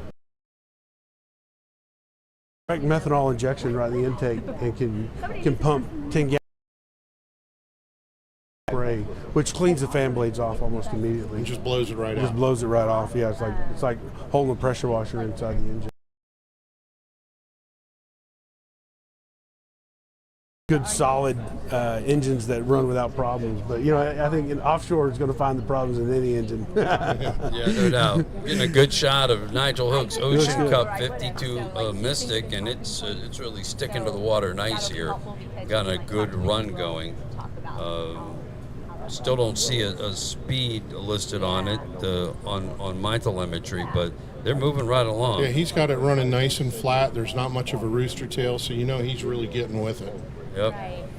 Would expect him to be back in here to the Sailfish Marina before you know it. Do we have any report from race control as to what his exact location might be? We're trying to find it out right now. Yeah, you would think. Is that where the chopper is? You can see land in the background there. Yeah, so, if we're getting a shot from him, Nigel's very close to coming back in here, taking the mark for this 2023 Gateway Marathon distance run, and we'll be coming right back in here to the fanfare at the Sailfish Marina and Resort. Live coverage from Ocean Cup rth.tv, for this annual event in beautiful West Palm Beach area. A race that from 1964 to 69 was a staple on the American Powerboat Association Offshore Series. Prevailing trade winds of the day. Perfect time to race across from West Palm Beach to the west bank of the Bahamas with prevailing trade winds and, of course, the Gulf Stream. So well, this is a picture-perfect day. Yep. You know, they've traditionally run this race usually from the middle of May until the end of June. There was a couple races in August early on. But, you know, anything could change. I mean, earlier in the week it was blowing 17 out of the northeast. And when you've got a Gulf Stream that's chugging to the north at 6-7 knots, and you get a 17 to 20 mile an hour wind, you can run out of the inlet here and be flat calm, and then 7 or 8 miles out, you know, you run into stand up on end 6-8 footers. Yeah, Andy, that was a perfect example of 30 seconds ago. You have to navigate around the traffic that's out there. Oh, yeah. If you get a big trawler or you know, big sports fishing boat, you got to deal with it. Oh, there's Patriotic Thunder. They got that boat running a little better there. Everybody's all helmeted up. They were down for quite a bit of time, but yeah, you have to navigate that traffic there. Yeah, for sure. And we actually had to navigate about a huge freighter as we were coming off plane. We were right in the path of a huge freighter we had to get out of the way from and actually get to the east of him. So, all right, here There he is in the inlet. Nigel Hook has just finished in the first run today here, West Palm Beach to the west bank of the Bahamas, just off Freeport. Nigel Hook successful again in another world record attempt.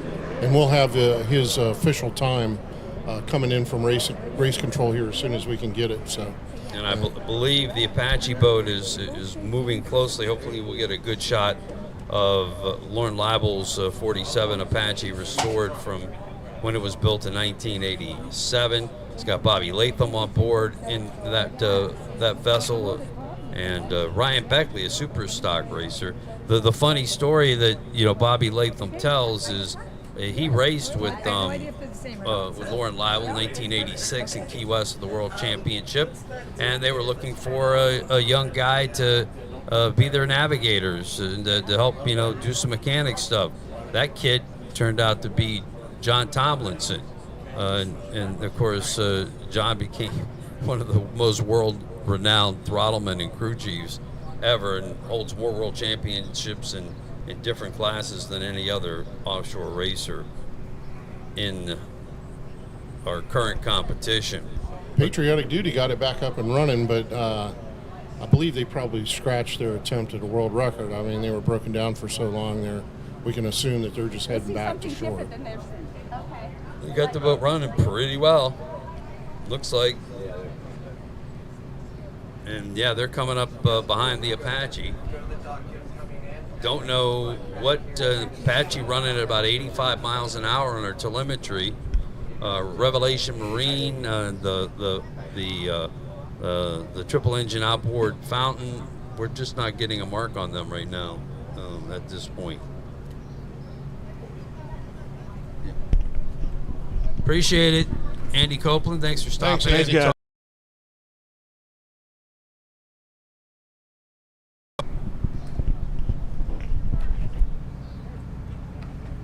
Patriotic Duty, a lot of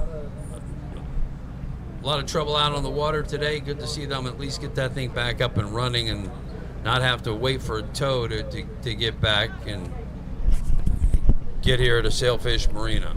They must have found a fix for that hose, because it looks like they're running pretty good right now. Yeah, it's refreshing to see them. They clearly didn't make it. They're on their way back in, and they're bearing down on the Apache. The Apache, I guess that's the story of the day. As you just said, you've got this class goes back almost 40 years. Yep. We were talking earlier about it, and we got cut off because we had the breakdowns. And so is one of longevity that continues to this day. And I may be remiss in whatever earlier comments because we were cut short. It was kind of confusing, but we were talking about Bobby and the engines. But at that time, the driving force behind the hulls was Mark McManus. So he was the maestro that was putting together the boats and making them, and the changes and the tweaking and so on and so forth, and the construction. And they were known to be like the most durable thing out there. To this day, people, some will call them old-fashioned, although there's some changes coming there. But they've always been the best rough water boat. When you're out in pounding seas, that's the boat. So Mark McManus has carried on the name and continues to produce the boats. And from what I understand, they're rolling out some new bottom designs and so forth. So it's not like he just stayed back in that era.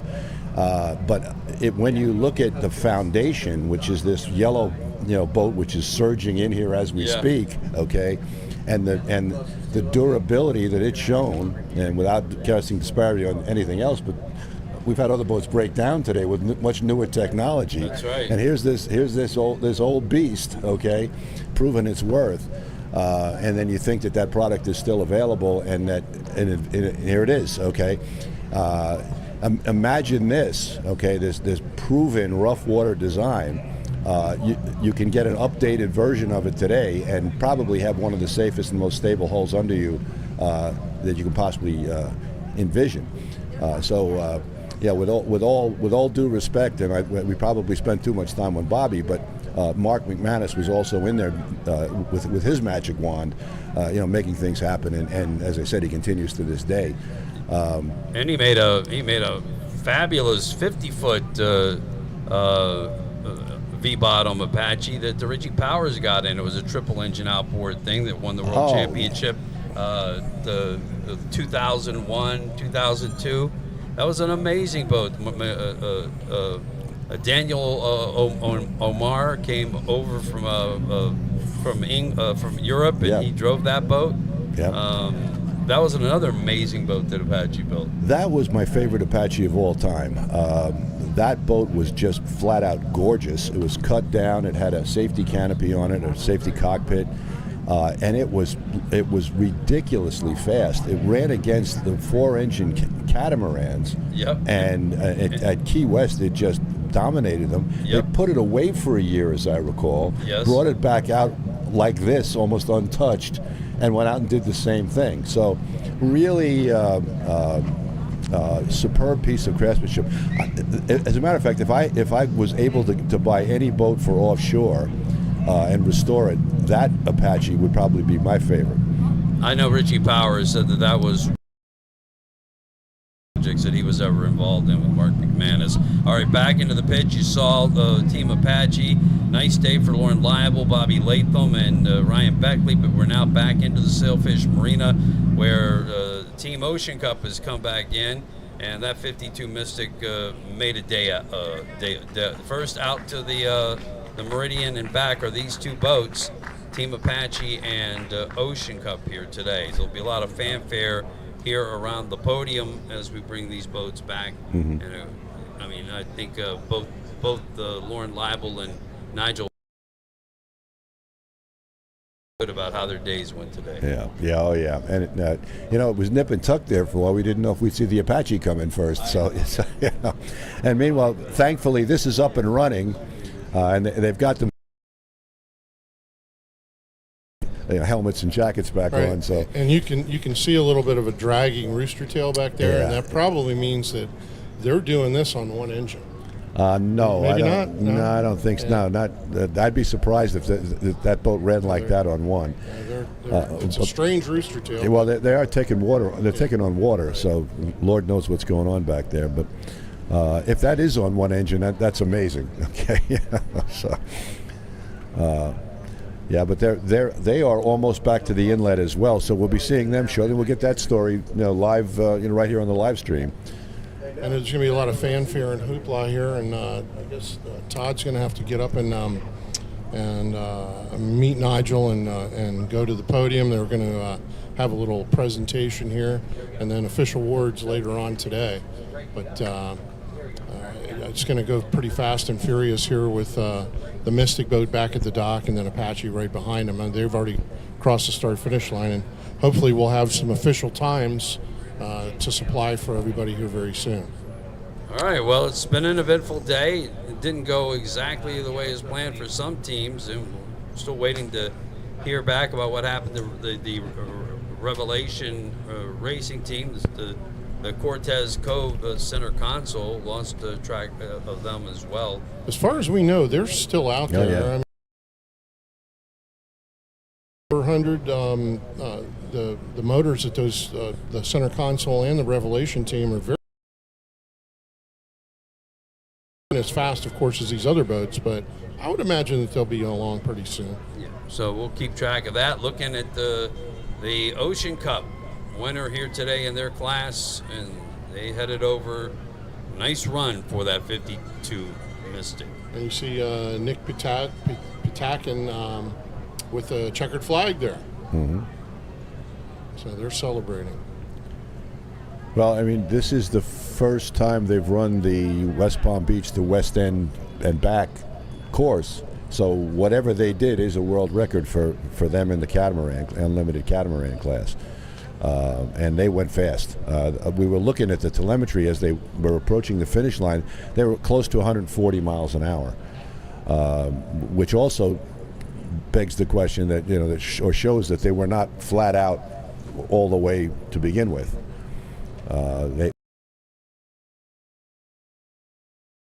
This Ocean Cup.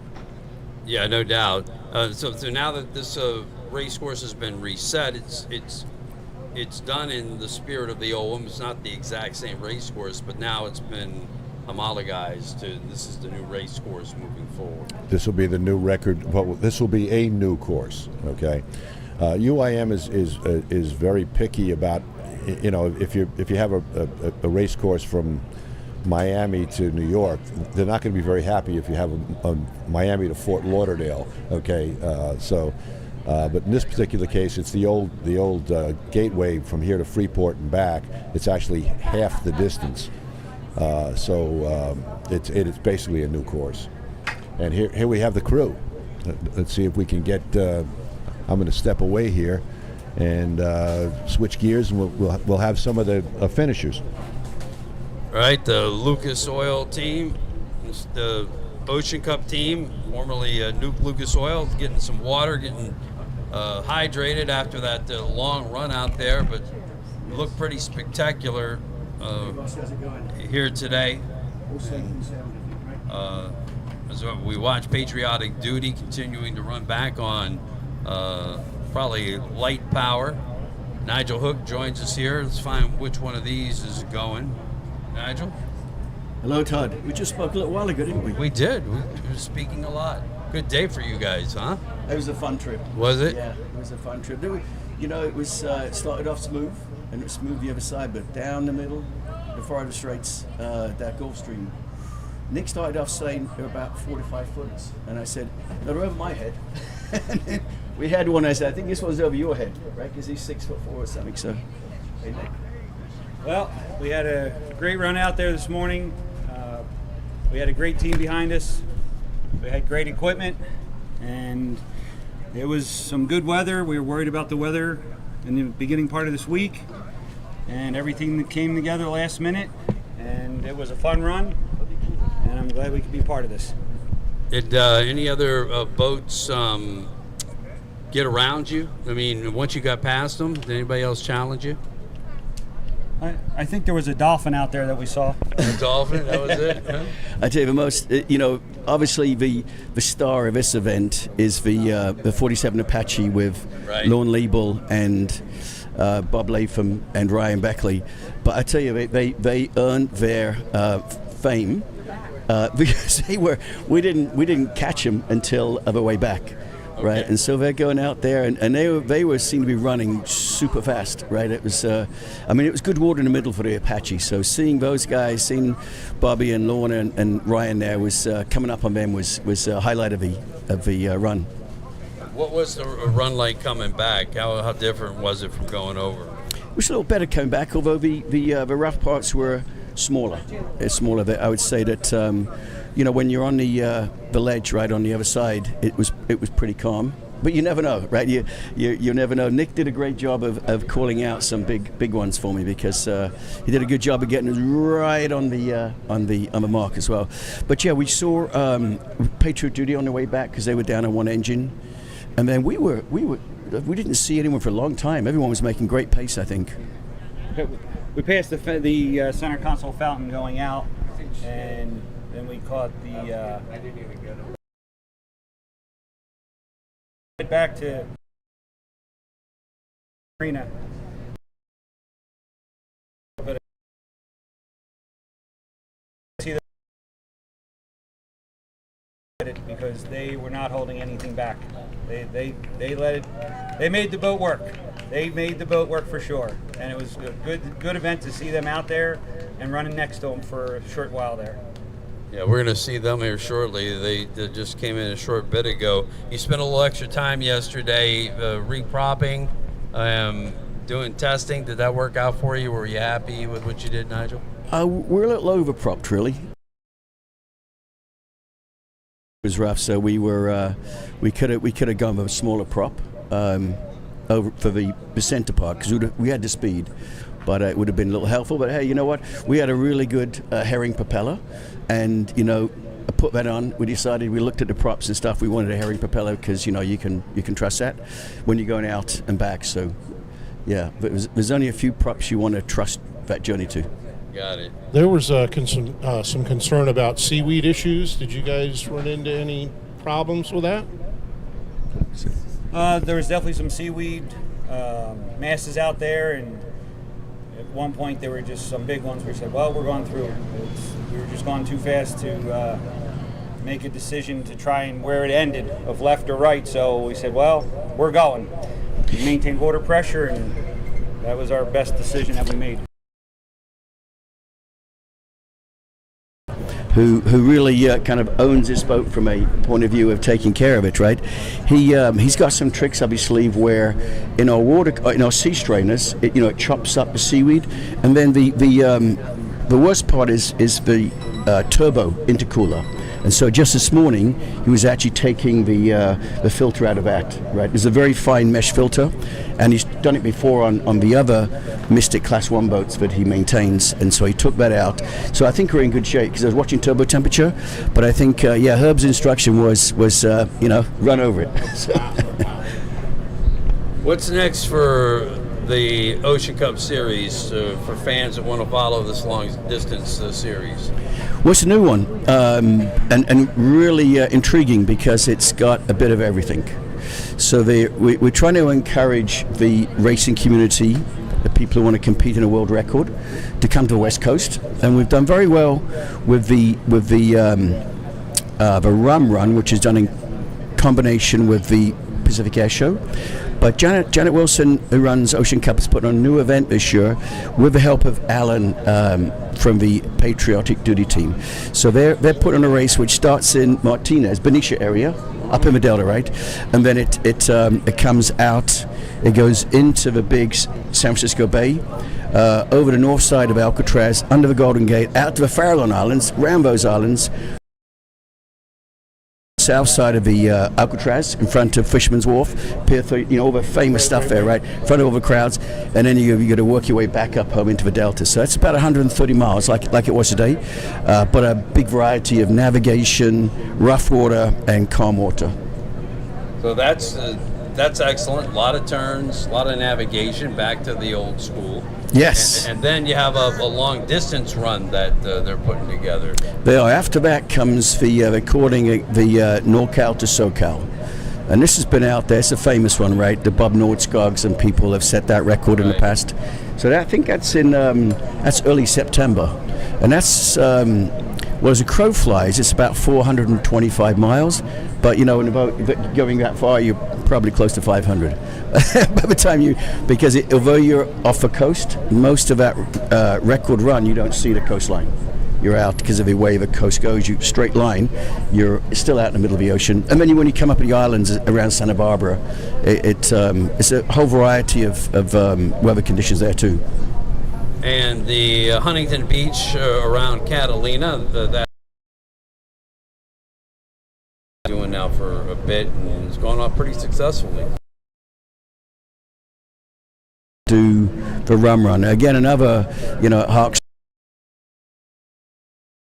Actually, the Rum Run trophy that Bob Nordskog had back in that era is bought by his grandson. Eric Nordskog brings it to the event, and it's has to carry it in a pickup. It's a big trophy of a rum in a barrel, and from the old days of the rum running. So, yeah, that's a classic event. The best thing about that one, though, I think, is the air show, because when you're out there racing, and then later on in the day you see the military and all the different planes flying over. That's just absolutely incredible, and it makes you feel very humble, right, to sit there. Last year they had the Ray Marine boat was there, which was very fitting, having a boat with turbines, right? And so that's a fantastic boat. Sad to see they didn't finish today, but that's a very fast boat when it's running. All right, well, Ocean Cup, Nigel Hook and team, congratulations, gentlemen. We'll see you up on the podium here in a little bit. Can I say one more thing? What's that? I know I've taken up a lot of your time, but I just want to say thank you also to Tim here, who's been on our team for it's reverse on the thing. Tim, who's been on our team for over a decade, right? And he really helped out, because both of our electronics guys, Charlie from the UK and Joey, couldn't make it. So Tim's done everything. So it's it's been real good. Thank you, Tim. Thank you, Nigel. Appreciate it. Really do. And you know what? It's actually a little risky taking a passenger. But he did a good job, because he was doing more than that. So it was worth that.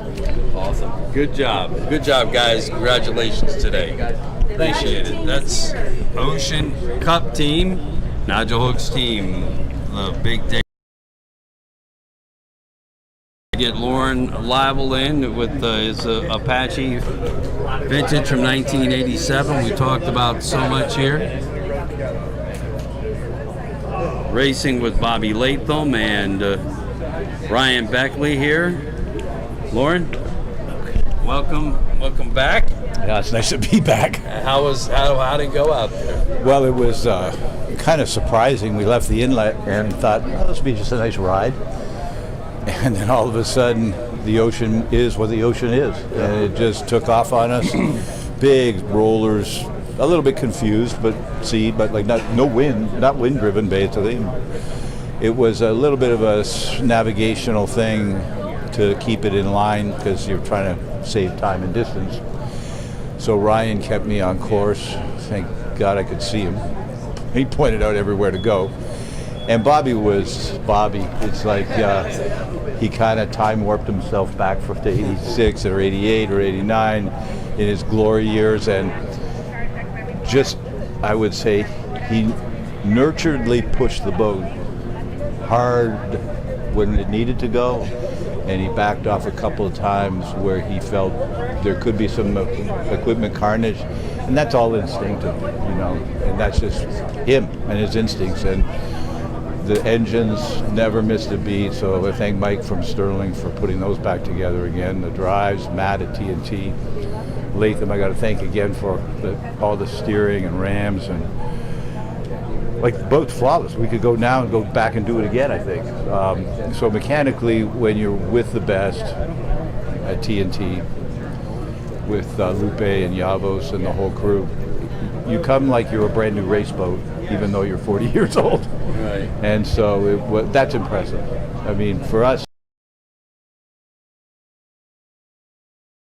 at edge a few times.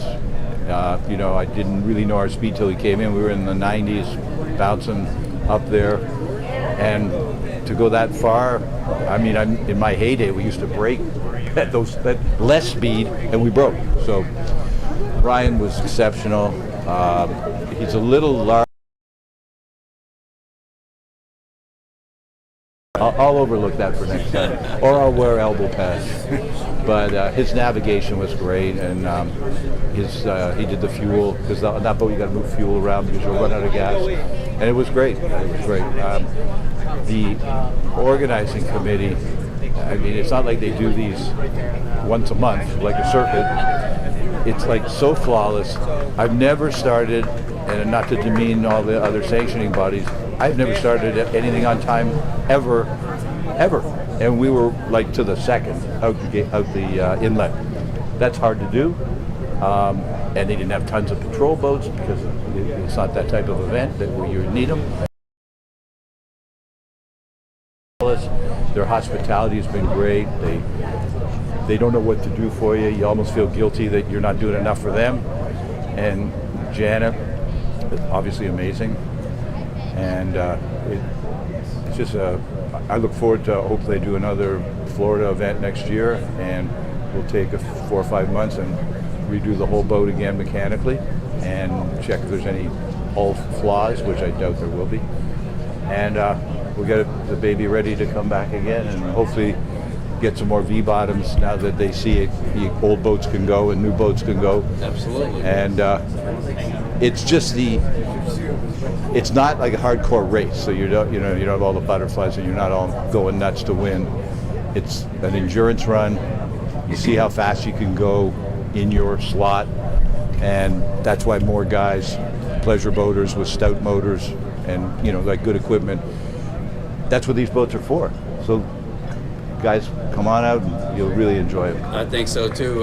Bobby, just a quick word from you.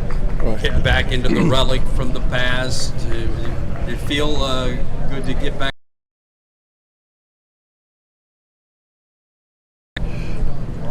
It's so much fun. When I went for the first ride in this particular boat, and it had been 1989 since the last time I was in a full-blown race boat running it. It just came back in about 2 minutes. All of a sudden, everything was just like 1989. Everything was just smooth and everything just flowed back, and all the feeling of the hull, the throttles, the trim systems, and so forth, it came back. We were checking you guys out in the helicopter coming back in, and so fast. I mean, you could just tell that everything was running just perfect. Awesome to see, and there's a few old hulls floating around. Be good because these boats are made to do this, pleasure or otherwise. They got way more horsepower. Remember, we're running 725. These guys start out at 1,000. So you don't have to run 130 or 140 in most cases. They get to stretch. It's like a track day in a Porsche, right? Some corners when you come home, but track. Run what you brung, and I think guys are missing.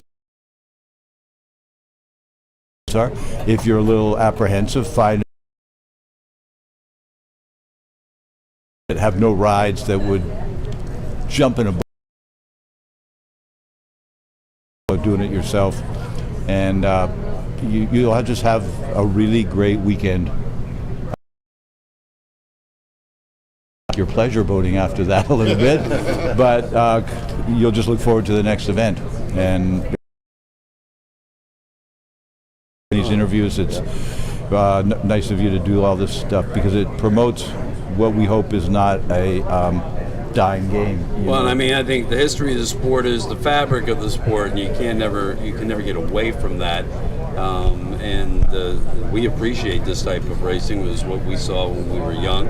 And I want to get some comments from Ryan Beckley because, I mean, Ryan's also, he's a current super stock racer, but you appreciate the history of the sport. Your offshore vintage Facebook page, YouTube posts that you and your buddy put together. You have a museum of little relic pieces of boats. It's got to be a real cool thing for you to get out and run with these guys on this boat.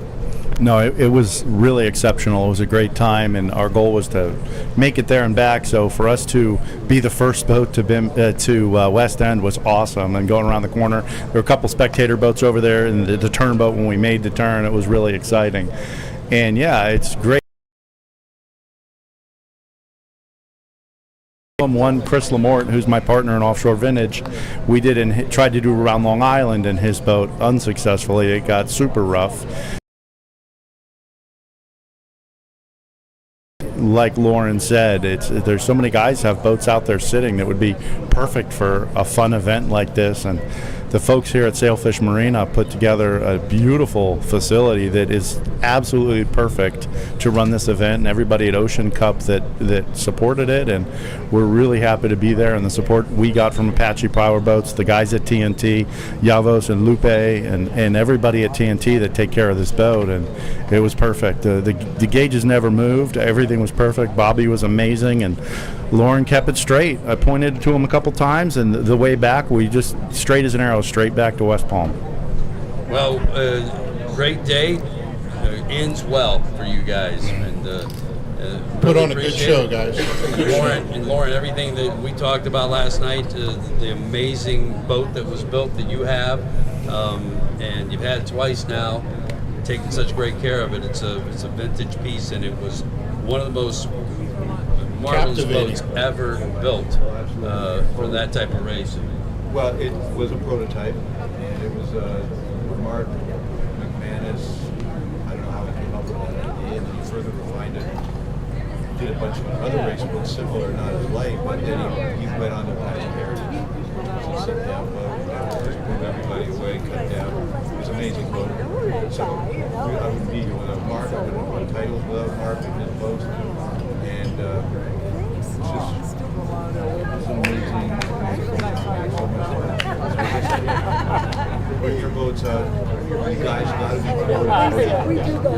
This is just a glorified poker run. You don't stop. It's really to go and come back. It's way more fun. You can stop there and have a lunch and go again. I mean, there's a place to go for lots of things. You can see the size of participation. But this event should grow. Go throw the poker run. And there's a lot of race.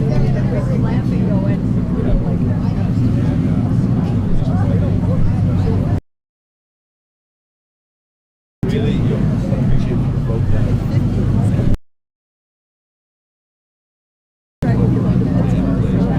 this place.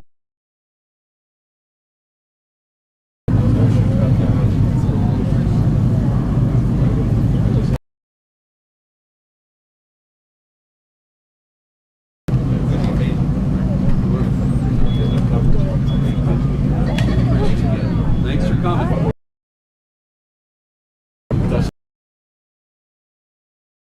I selected Ryan. Current racing status, and he has been current.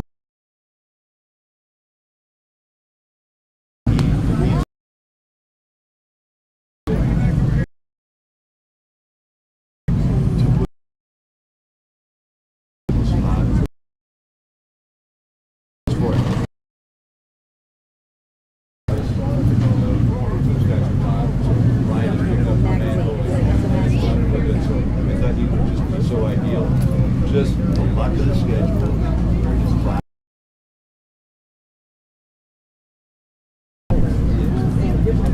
Well, look at who's over there. You got to get a word from him. Okay, they've had too much. Unfortunately, Richie is. I forgot Richie. I can't say that either. But Richie has been with me. He's been with me the whole time, but all the way back to '86. Developed a great friendship, and he knows that I really admire him, which is, he doesn't have many of those. And but he's been great for the sport. He's brought his Bahamas, the classes. Look at class 1, that's him. Stock class. My work is done here. So again, Ryan was the absolute perfect guy, as was Bobby, and I don't know how I'll keep him on the boat next year. Thanks, guys. I would look forward to seeing you again. Thanks, Lauren. Congratulations to you. We just had a patriotic duty just pulled back into the wet pits. The center console is finished, and the fountain boat, and now you're looking at the helicopter picking up the Revelation boat, getting ready to come back in. They're still offshore a little ways, but they'll be along here in a few minutes, and it looks like for at least 4 of our boats, it's been a great day, and we'll talk to the patriotic duty guys coming up here in a few minutes. Yeah, when they get in, father and daughter team, we lost them telemetry-wise for a while, but there you are. You got the chopper shot of them heading back in that 28 Levy craft. Thanks to the guys from Team Apache. Very successful today in that historic 47 Apache from 1987, and just take your hat off to Lauren Leibel for having the dedication to bring that thing back together, keep it whole, as they had a great day of racing here again at the Gateway Marathon, West Palm Beach to West End, and we got Patriotic Duty did finally make it back after their engine problems. And sitting with us is John Lynch out of Cortez Cove Marina. You guys running in the center console, and his good buddy Simon Williams. How did you guys do out there? We did great. I think we speed, but it's no joke out there. As you got out there, mostly the Gulfstream. Into the Gulfstream. The Gulfstream sloppy. We were comfortable. Not quite comfortable enough to stop for lunch, but we got it done. Did you keep your speed right where you wanted it? We did. Yeah. We maintained just according to our electronics, an average speed of just around 70. So you were over and back in. This is about a little over an hour each way, roughly, yeah. Right? And Simon, what are your thoughts? I thought it was great. Figure out the proper way to do our throttling and steering. This boat was a little different than other ones we'd driven, but once we dialed it in, it was perfect. Trim was fantastic. Boat landed great. So I was really happy. Do you think this is something that more center console boats in this, the triple outboard quads could have some fun doing like you did? I think they could. I think they might be a little threatened now by the speed we've set, and they probably not sure if they're going to be able to beat a fountain. What are your thoughts on that? I hope they take it as a challenge. Come on out. We're going to do it again, and we'll beat our record again next year.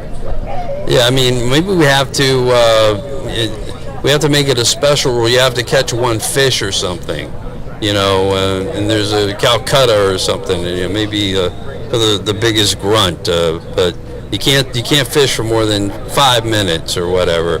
No, but seriously, I think the center consoles are they're very well suited for this. They're made to go long distance. They got all the navigation that you need, and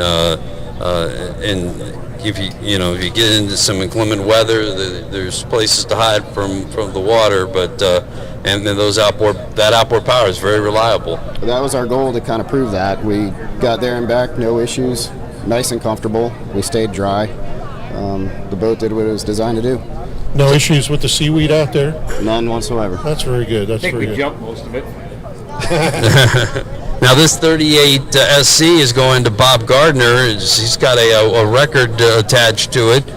He's a former powerboat racer, so it's leaving Cortez Cove Marina and into the hands of a happy buyer who has a world record that goes with it. Yes, sir. I believe he's renaming it the Three Stooges, because it has Larry, Curly, and Moe hanging off the back.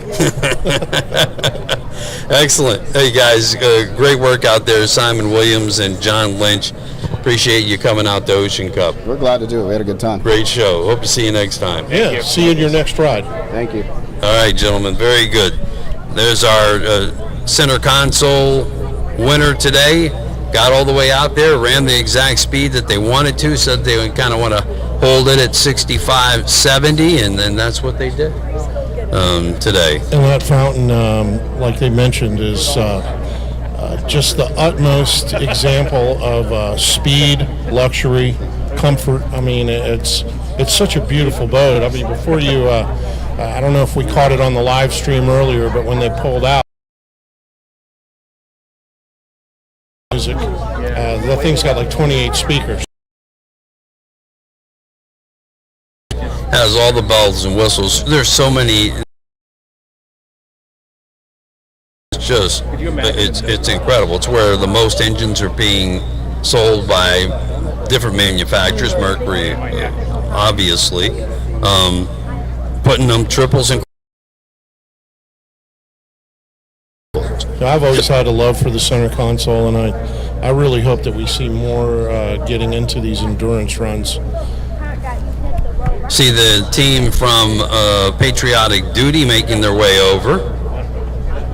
Get these guys over and find out what went down there today.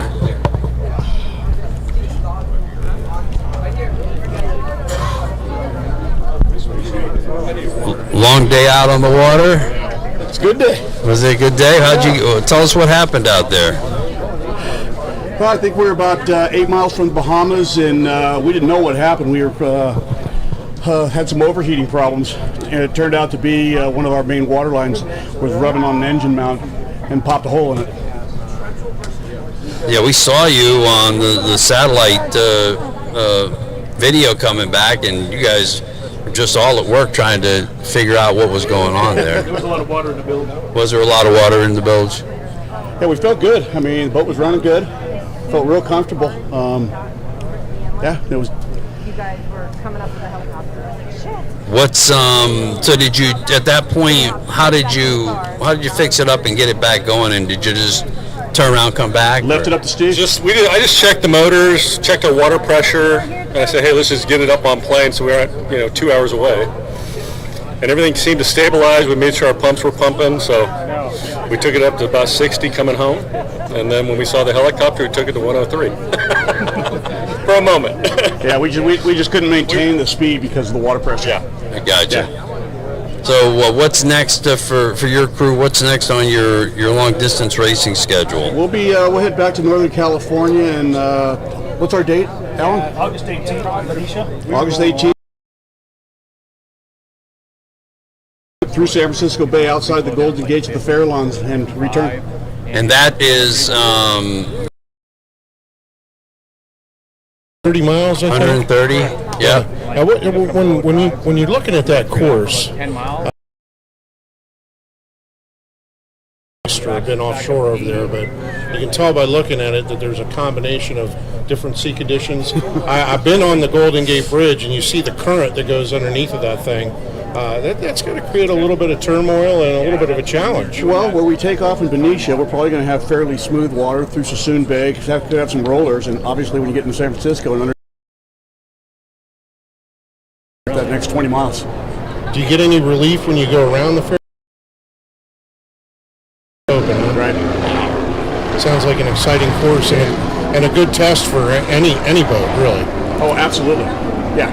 You're going to have flat out speeds, and you're going to have stuff where you're probably down to 65, 70 miles an hour. And then the one thing that you're really looking forward to is your long distance run, San Francisco Marina Del Rey to Long Beach. How many miles is that? Steve? About 425 total. Yeah. 425. So you're going to drop out those back seats, put in a bigger fuel tank, so you can go straight through. Yeah. Absolutely. We should have about a little over 700 gallons of fuel. And our goal is Golden Gate to Marina Del Rey. That was a record was set about 39 years ago by Bob Norskoff and Bob Tigg. And if we are lucky enough to break that in less than 6 hours, we'll continue down to Long Beach and go after Nigel's record the same day. And you can make that run with a fuel stop, but I heard it was a really tough fuel stop in Morro Bay. Is that true? Can you make one with it? I mean, obviously you're not going to have the continuous time speed that you would if you went straight through, but if some of the smaller boats wanted to do it. I believe that is true. You know, we want to do it the same as Bob Norskoff did it, right. You know, which is unassisted. Oh, absolutely. And then back to Huntington Beach and around Catalina. It'll be the last Ocean Cup race of the year. You guys have had great success and great fun there. Oh, absolutely. Here, there, and we think we can knock another 7, 8, 9 minutes off our time this year. Well, we wish you success the rest of this Ocean Cup series. Get you back here to Palm Beach next year. They're talking about having another an event in Miami around the SS Sapporo shipwreck sometime in May next year. So a lot more long distance events to do, and we hope to see you guys at them. Absolutely, we appreciate it. Thank you. Yeah, you guys are a ton of fun and enjoyed having the patriotic duty here. Good luck, guys. In West Palm Beach. Thank you, gentlemen. Thank you. Great effort. All righty, there we go. We talked to several of the teams. Obviously, the Ocean Cup Nigel Hook team, the Apache crew with Lauren Leibel and Bobby to come through. Talked to our center console team as well that came through here and finished from Cortez Cove Marina. Simon Williams and John Lynch. But right now we're looking at a 28-foot Levy craft. That's a father-daughter team with the twin 400 Verado engines. This will be our last boat to finish the day. When I was talking about Morro Bay, this team is actually interested in doing that 420. Well, they are considering putting a bladder tank underneath of that front compartment there. They were thinking of doing the Morro Bay stopover, but they got a lot of advice from more well-seasoned people in the area, and so that's pretty treacherous. There's only a limited time window when you can get in there and get that fuel. So now I think, they're thinking twice about that. But it's heartwarming to see a father and daughter team in an event like this, and you have to give Crystal Jewelry a tremendous amount of credit. She started doing it when she was 16 years old. Revelation Racing. They've also done some bracketed class racing and bracket class 500. They've raced in Florida at several different locations. They've raced up the East Coast, Morehead City, and even Ocean City, Maryland. We were talking to him yesterday, and the reason why Michael, her father, the driver, and throttle man too, by the way, decided to get away from the circuit racing and start. Said, Dad, I almost went overboard 3 times in that race. It was like, maybe we should try something different. Yeah, and what I'm impressed with her is she's quite shy and she's very humble. Yeah. And yet she loves this, and it's funny. The last thing you think of with most of our offshore racers is shyness and humility. Yeah. So that's true. She's just she loves it. She loves her dad, and they make a great team. They do, absolutely. And again, they're really digging this long distance, father and daughter against the water long distance run, and it takes a tremendous amount of concentration to get your boat point to point. So that's them coming in around the corner. We'll have our last boat in here to chat. I thought everybody did relatively well. You have to give the patriotic duty guys credit. They got their boat up running pretty well, and they didn't have to spend 3 hours out on the water, chugging back or getting a tow. So, and they'll be back to do more. They're in this gun ho. Yeah, it's a shame that they didn't get the record or get a chance to set it. From where I'm sitting, it would appear that the Apache now holds the record from here to West End and back, which again, talking about the age and technology and so on, and they were able to finish where the turbine boat and the newer technology Outer Limits didn't make it. There's something to be said for old school setup and rigging and so on. And boy, they maximized. They really did.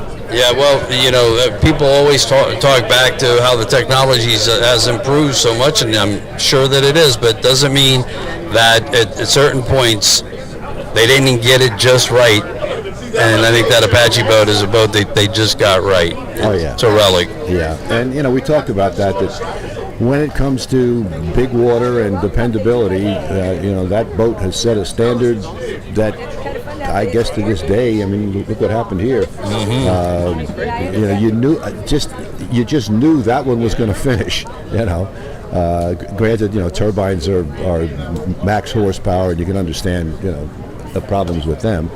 But that Outer Limits has modern rigging and everything else, and a little water problem, and here we go. So. One of the things that comes out of that the Apache story with Lauren Liebel and Bobby Latham, and then you bring in Ryan Beckley, who completely respects the offshore vintage angle of it. To see that those guys back together after racing, for the first time in 1986. And how much fun they had together. And it just lit them up. It really did. Yeah, I don't think they cared if they set a record or whatever. The three of them got out there. They accomplished something in a vintage boat. You had vintage drivers, and the respect that they all have for this sport. And this sport has been very good to all three of them. Okay. I just think that's one of the most heartwarming stories to come out of this, and maybe the most heartwarming, other than the father-daughter. And there's a lot of beautiful stories going on with this. And when you think about it, for an event that had only 6 boats in it, there's a lot of human interest in this. Yeah. I'm looking at this from an objective point of view, and you look at these Ocean Cup events. They are growing. I mean, they're not multiplying like rabbits, but they're growing. Each year, there's a few more boats in each event, and they're coming up with more events, and it's becoming more and more popular. Will it ever be, fleets of 30, 40 boats? I doubt it, but maybe it could happen. But as I said before, if it's going to transition into a larger fleet situation, then we're going to have to be more sophisticated with the safety and so on, and then that becomes almost a self-limiting situation. So it's heartwarming to see it. It does prove that there are people who still want to do the big water, big long-distance events, and there's a place for both. And I think that's important. It doesn't have to be which is better or long versus short. All of that stuff is nonsense, okay? There's a place for both. There's a place for the new style, shorter course racing, and there's a place for the long distance, rough water, big water events. And here's the father-daughter team. Yep, the Drurys, yep. And you're exactly right, and this is how this is how it's going to happen, and they'll take baby steps and continue to grow this Ocean Cup series. And so, for everyone that has said that they want to see Ocean events and getting people like this involved, they're going to go out to they enjoy it. Yeah, it's hard to see how this sport.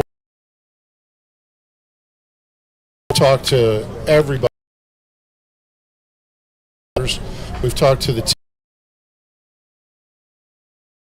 over the last. Is passion. Everybody seems to have the camaraderie amongst the team. Everybody's. Like I said, I just don't see how it can't advance. I understand you're going to have to limit it if it gets too big, but with the regionality, maybe that'll separate races, and some will race in others. So, yeah, and there's with the more locations that they add, that's more records that can be set. And there is a pretty good sized growing fleet of vintage boats like this big Apache. They've had some vintage events in Ohio in the last couple of years, and I'm also on the vintage board of APBA. We're looking for opportunities to bring the vintage boats to our races, give them a few laps, get out there, show the folks what they used to look like as well as what they look like now. So there's a groundswell for tradition. And APBA is 120 years old, and speaking of passion, it's grown on passion. It's a member-driven organization. We are the oldest powerboat racing organization in the world, and we represent everything from children driving small hydroplanes to the biggest offshore boats and unlimited hydroplanes and everything else. So from that standpoint, the tradition and the passion is very, very deep in APBA. We still try to maintain the old trophies and the Gold Cup and things that Garwood started and things like that. So there is a huge and rich history that this kind of harkens back to. But I think what we're going to see in coming years is a lot more vintage, traditional,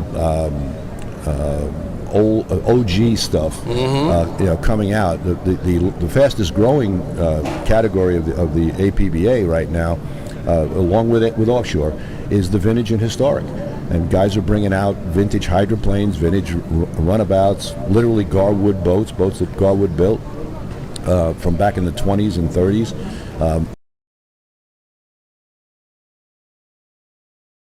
Hydros, Larry Lauterbach is back in business making vintage copies, two-seat copies of the boats he and his dad made for. So there's a tremendous groundswell for tradition. No doubt. Come out to these modern events. I think it again, it brings in that historic element. History is always the fabric of everything. You can't forget where you came from, and that's why I'm so charged up about these long distance. Where it came from, and there's no reason why to not continue to run races like this in conjunction. There's a place for everything, and that's what bothers me. Today on the web, it's being better than somebody else, or somebody not being worthy, or whatever. Whether it's everybody has a little different. That's why you have vanilla and sugar or something like that. Restore it. Bob Kaiser, one of the great offshore champions of all time, very successful businessman. He's restoring his old Cougars. He's finding them and he's putting them back together. Is he racing currently? No. Is he capable currently? Probably. Okay. But right now he's putting his resources, which are immense, into restoring his old fleet of race boats. I know when I think back to when I started in my first APBA year was 1963. I'd love to have my hands on the boats that I raced back then. They would be laughable in terms of technology, but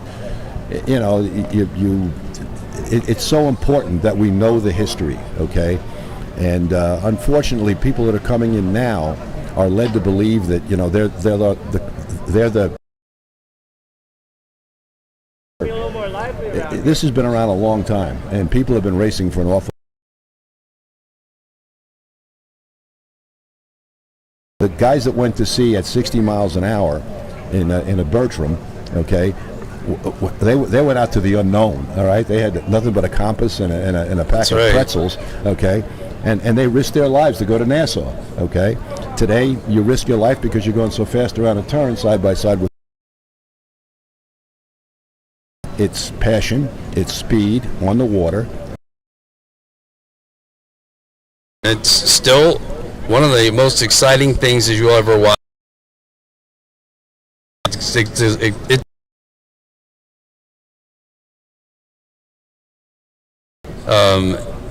Fans keep coming back for it more and more. They absolutely love it. Yeah, it's refreshing to see again. And I think the father-daughter team are about to join us here. Just to see what's here's all age groups. Okay. Yep. There is a place for everything we do. Yes. And I'm going to step aside now and let the more special people sit down and chat for a while. All right. Thanks, Rich. We appreciate your help today here. Last boat to finish in was the smallest, the 28 Levy craft with the twin 400 Verados on board. The father-daughter team, Michael Jewelry and Crystal Jewelry. And what's up? How are you guys doing? How you feeling? Long day out there, huh? The adrenaline ain't stopped yet. This is that was brutal in the middle. Each end was fine, but the middle was I need a bigger boat. We were trying to keep track of the telemetry, and it was a little spotty, and it showed you a couple of times reducing your speed quite a bit, but we don't know if that's quite accurate. So why don't you just give us like a blow by blow of how the race went over, and then, if you can, how it went on the way back. I mean, were there periods of? Did you run into seaweed problems? What? Rough at the beginning, and it probably wasn't 2-3 miles out. Started hitting some heavy. Keys are right by where your left hand on the steering wheel comes down, and on some of the big waves, I come down and actually hit the key and shut it off. One of those deals you don't know until you in. Put a push button there or something. Because we shut down a couple of times, and the rest of the time I was driving on the other side. I wasn't going to grab the wheel on that side, but the middle was brutal. I try to stay above 65 to 70 and get airborne and have to just come back out. Yeah, people underestimate the Gulf Stream, and I mean it varies in width and then also in the speed, but the holes. The conditions are the upwelling from the bottoms, and even like today when there's no wind. What kind of wave heights were we talking about? I would say the swells in the stream were, best I could guess, maybe 6. I mean, I would lose the horizon. Ocean Cup over the horizon, you're losing it. With a 28-foot boat, you're in a hole. Right. And then you're coming out of it and launching at 70 miles an hour out of a hole. And it's not that far to the other side, it hurts. Oh, yeah. Now, when we got within, I'd say, 10, 15 miles of the Bahamas, she started laying down, and y'all might have seen my speed tick up. I tried to get towards 80. It even got kind of glassy out there. Every time I get towards 80, I'd hit a launch. And she'd bring it back down on speed. Coming back was pretty much identical. I think it was rougher coming back in the midway. The midpoint coming back, we just backed it down to 50, 55, 60. We had to finish. You have to finish to win. So that was brutal. I don't know what my daughter would have to say about it. Crystal, tell us your perspective of it. Besides telling me to go faster all the time. I was trying to get him to go a little faster because I was wanting to, set a higher record. But there was a couple of really bad jumps. There was a couple scares where the boat turned sideways in the air, and he was really good about correcting it, keeping his cool, and then just going as fast as he knew the boat could handle. Or our bodies could handle. Yeah, the boat did awesome, but my body just that's rough on a getting going. When we were talking yesterday, you were talking about your repower. Now you've got the 400R 4-strokes on there, and we know you had the 300s on there prior. Were those the 2-strokes that you had on before? I had the 300 XS 2-strokes. Right. The boat was perfectly balanced with them. She ran great. I thought, adding more power, we'd get more speed. Doesn't always work that way. That's adding 400 more pounds of weight. We are going to try some setup difference. We're going to go to spinning out instead of in because she's launching and twisting in the air. And everybody says spinning out, it won't twist in the air, so I guess I can try it. All right, so this was a bit of a rough race, but you guys got through it, but you're really thinking of in this NorCal to SoCal run that's coming up later this year. That's correct, and running south in the Pacific, we should be running with the stream of water, so we should be over the rollers the whole way. And my last run at Catalina, they were spaced out so much better than the Gulf Stream. We could run 65, 70 over the roll, the swells. So we're looking at doing the NorCal to SoCal. We're going to add another 150 gallons of fuel to the boat and see if we can do this for about 6 or 7 hours. Yeah, pack a couple extra sandwiches. That's right. Yeah. Just to make sure you get Crystal a little sightseeing when you're there. Wherever she wants to go. We're going to have an extra flight day for her, so she has to fly back to radiology school, but we're going to try to get her an extra day of enjoying Huntington Beach, Long Beach, and Newport. Well, I'll tell you what, we admire you two, father and daughter, endeavoring to do this project and getting out there in challenging conditions and making it happen. You put on a great show. Thanks. There they are. That's Michael Jewelry and Crystal Jewelry of Revelations Racing, 32 Levy Craft.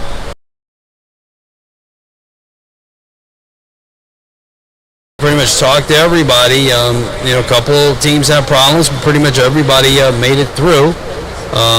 And Patriotic Duty, those guys are going to be back. They've been very dominant on this Ocean Cup series for the last few years. Right.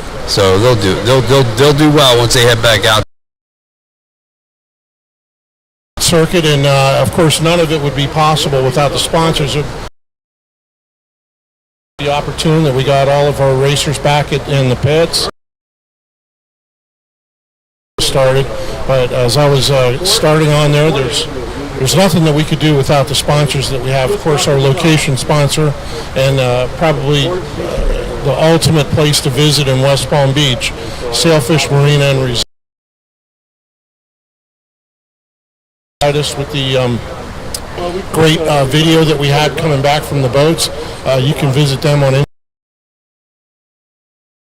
THTV.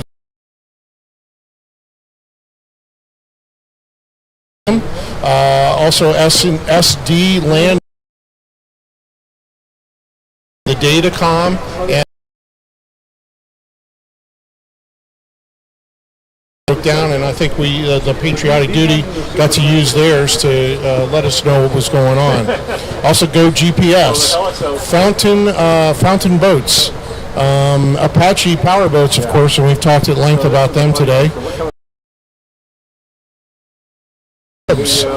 Inlet Harbor Liquor, Marriott Vacation Club, where the start-finish line was, and of course, Towboat US, and of course, colors, the presentation of the colors of the national anthem at the beginning of the whole day, without the U.S. Naval Sea Cadets and the young cadets holding the Apache Powerboat sponsor flag. So thanks a lot to Cadets Trenchell, Bobo, Barrow, Martin, and Miranda. Those guys worked hard today. It's hard work standing there holding a flag in the rain. Yeah. And the ladies that put this together, organized it, Janet, to Kelly, and their crew, a lot of hard work logistically to bring this thing together. A fine venue for this moving forward here at the Sailfish Resort and Marina.